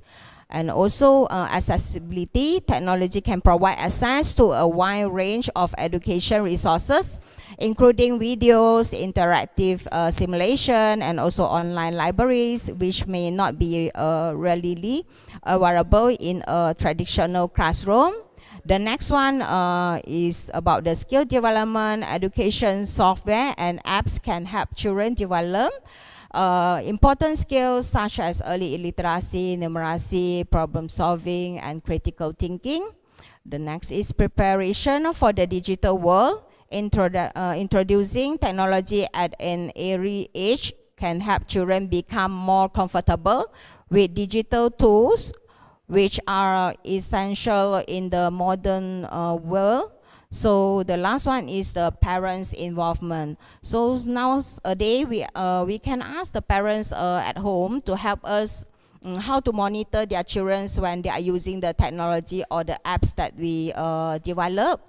So technology can facilitate communication between teachers and also parents, and allowing parents to stay informed about their child's progress and also access educational resources. So we have the positive impact. I'm sure we also have the negative impact from using technology. This is the potential negative impacts like screen time concern. Excessive screen time can have negative effect on children's physical health and may interfere with sleep pattern. It's important to monitor and limit screen time. So that's why if we look at now situation, most of our children, when they're going out, also they're always using the handphone and maybe watching the video and listen something or whatever. But this actually, when we come to the school, also we fully using the technology. So for this way, I think we have to think about that. So how we going to make sure the screen time, we have to separate the screen time for the children to use the technology in the classroom. Okay, so the next is developmental appropriateness. Not all technology is developmental appropriate for young children. So through this way, actually we can sort what kind of technology or apps is suitable. So they have the content for education. It's for me, I think it's more easier if we are the educator, we have the knowledge by our own, then we can create the suitable, the appropriate games or activities to them. But for this one, the potential, because the negative impact, so the inappropriate content or experience can be harmful also. Okay, so the next is limited interpersonal skill. Over lines on the technology may limit opportunities for face-to-face interaction, which are crucial for social and emotional development. Yeah, this one also well affected. Sometimes when we go out for lunch or whatever, we can see most of the children, maybe they are lack of face-to-face communication with their parents or with their friends. So this one we also have to concern about that. For the next is a privacy and safety concern. Online environment may pose privacy and safety risks for young children. It's important for educators and parents to ensure a safe online experience. Next is teachers' preparedness. Not all early childhood educators may be well versed in using technology effectively. In the classroom, proper training and also professional development are essential. So the last one is inequality. Not all children have equal access to the technology at home, which can create disparities in access to educational resources. School and educator need to address this digital divide. Okay, for this conclusion, incorporating AI into STEM education prepare children for a technology-driven future. Early exposure to AI concept help children understand its application in different fields, equipping them with valuable skills for future career in technology, engineering, science, and also beyond. Okay, that's all for me. Okay, thank you very much, Dr. Pei, for the presentations. I think we are ready to take questions from the audience. And for the first questions will be from Mbak Riza Merlinda. Please.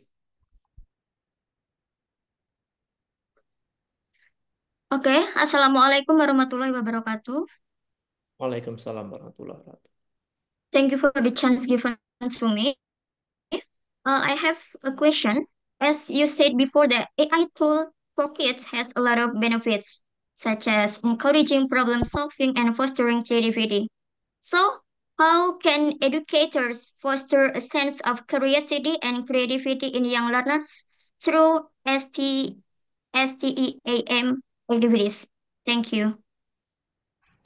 Okay, normally we will plan we want to, actually we cannot using the AI to solve the problem solving, but actually we have to design what kind of activities that we want to plan. So we develop the activities through the online games or platform. So on that way, actually we create the problem solving, the question, to help to develop the critical thinking amongst the children.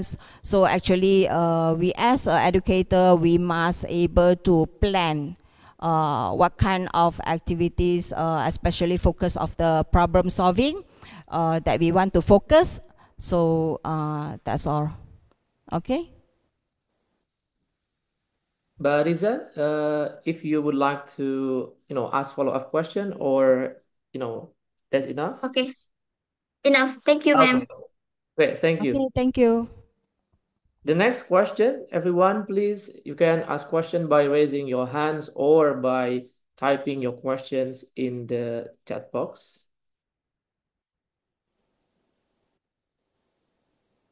Okay, Bu Neti, for the second question, please. Yeah, thank you much again. Well, it's talking about A1 still. I'm wondering because from three different presentation about uh, artificial intelligence, sounds like this application is a thing um, recommended fully for atmosphere or situation of teaching, learning, of studying with fully technology or fully internet access for gaining all the application. Uh, do you also consider how if this conducted or applying in like situation remote area which is internet access or technology for consuming this A1 is very limited or not provided at all. Thank you.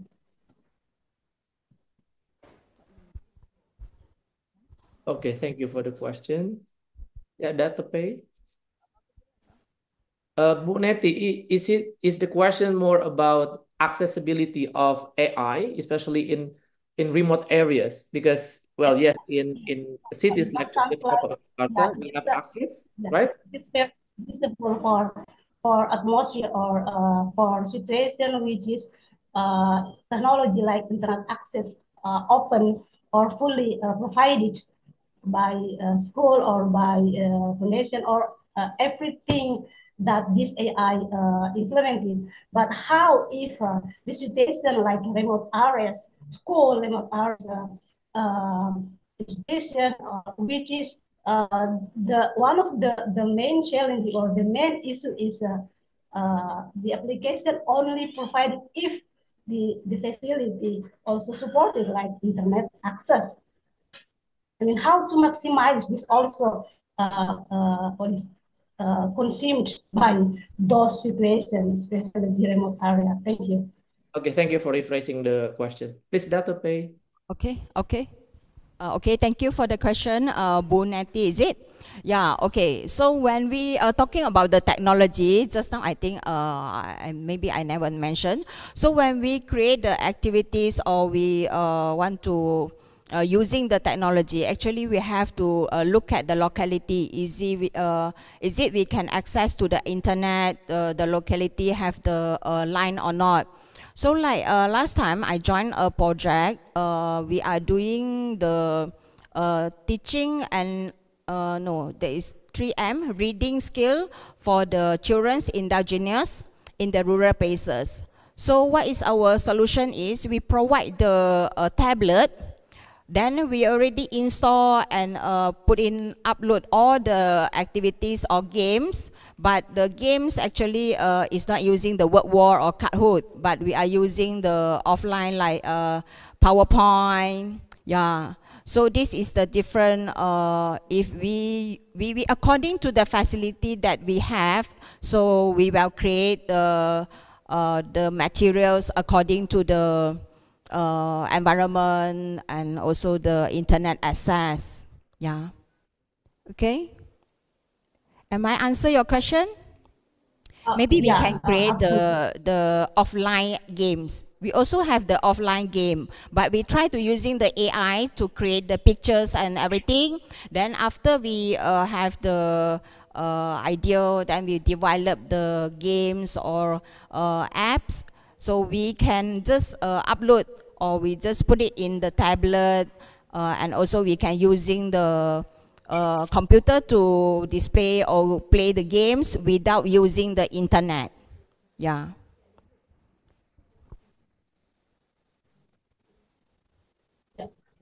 Uneti, if Thank you would you. like to ask further questions.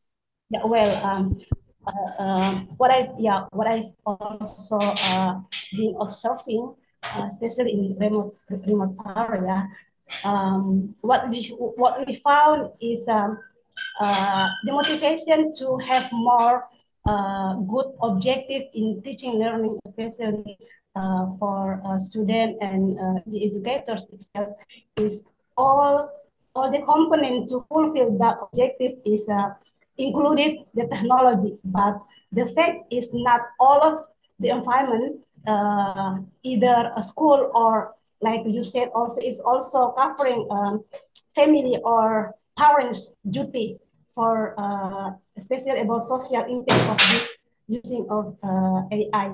But what I'm wondering now, what I maybe one of my worry is if this AI fully implemented because of fully supporting facility like internet access, how then we also consider the opposite of this situation, how we also overcoming using of AI with not fully facilities like internet access. I mean, because this is the forum of international, maybe we can think more.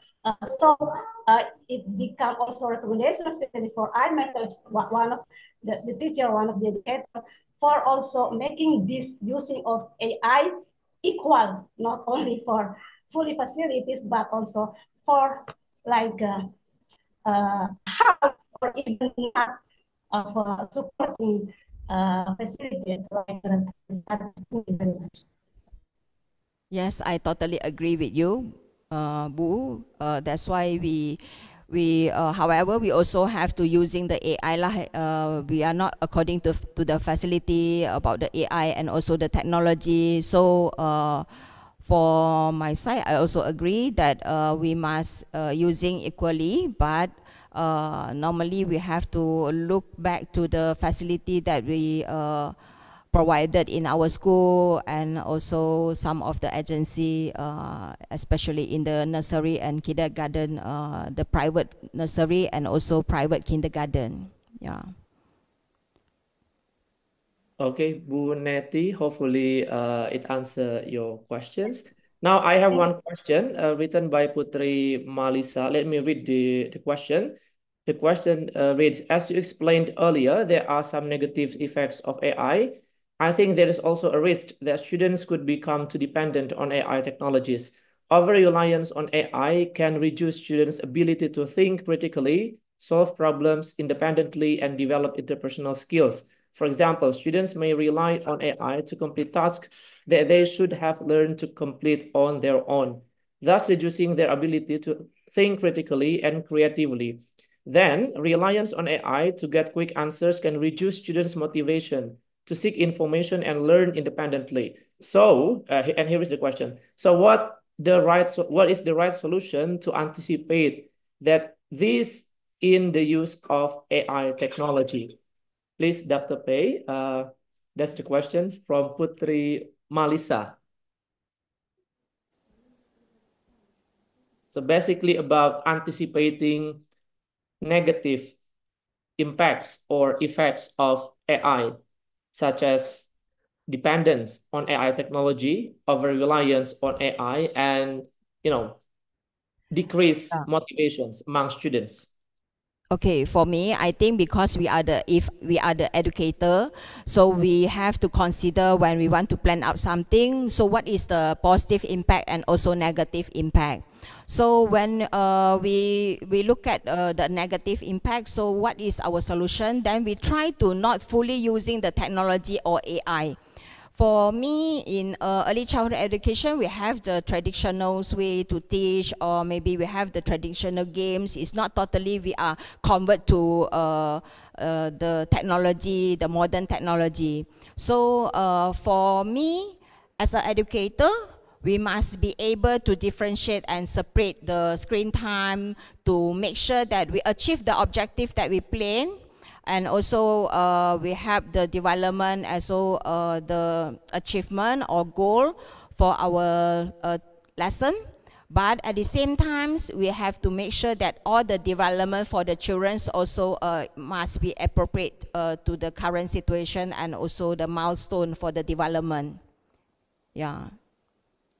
Okay, so Okay. basically That's all. about, yes, the use of AI, which is appropriate to the level of development of the children.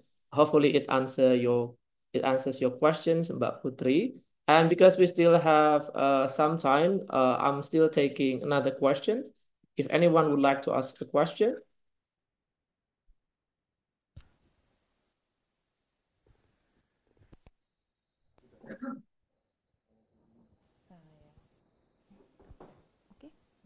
Once again, if you still have questions, you can raise your hands or can write the questions on the chat box. Okay, Mr. Derry.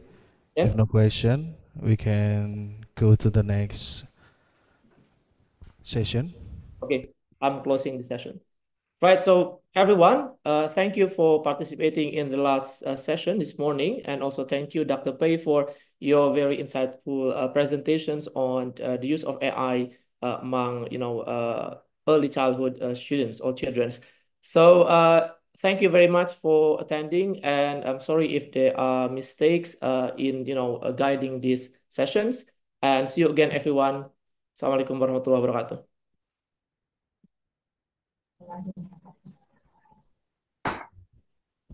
Thank you to Mr. Dede to moderate the Dr. Saya. So, thank you to the all speakers for today's session.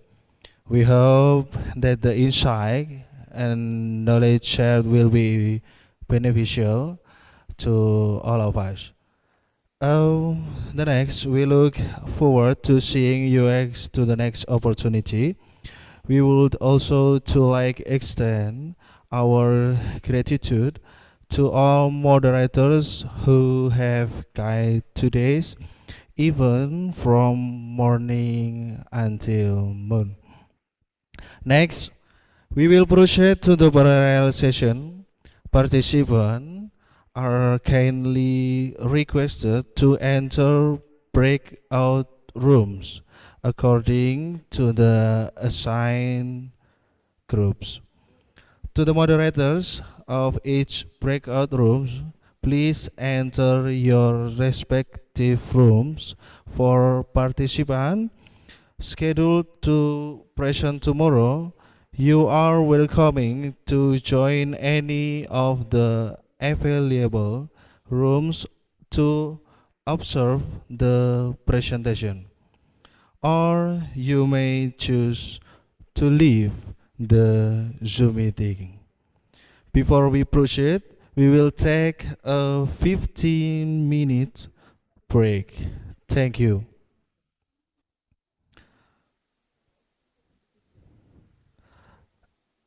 Informasi kami sampaikan kepada seluruh hadirin. Terima kasih kepada seluruh pembicara pada sesi hari ini. Kami berharap semua informasi dan pengetahuan yang telah disampaikan dapat bermanfaat untuk kita semua. Ucapan terima kasih juga kami sampaikan kepada seluruh moderator telah memandu seluruh kegiatan pada pagi hingga siang hari ini. Selanjutnya kita akan memasuki sesi paralel. Kepada seluruh peserta dipersilakan untuk memasuki breakout room sesuai dengan kelas yang telah dibagikan. Kepada moderator breakout room, kami mohon untuk segera memasuki ruangan masing-masing dan mempersiapkan diri. Bagi peserta yang dijadwalkan untuk presentasi besok, dapat mengikuti presentasi dengan bergabung pada room yang tersedia atau memilih untuk meninggalkan ruang meeting. Sebelum melanjutkan, kita akan istirahat 15 menit. Terima kasih.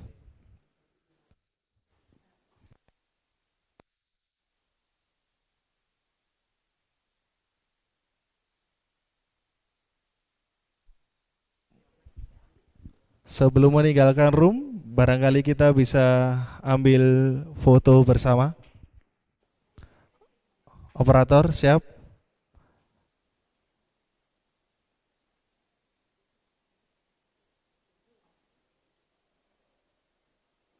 Sudah? 1, 2, 3. Lagi 1, 2, 3. Baik, cukup.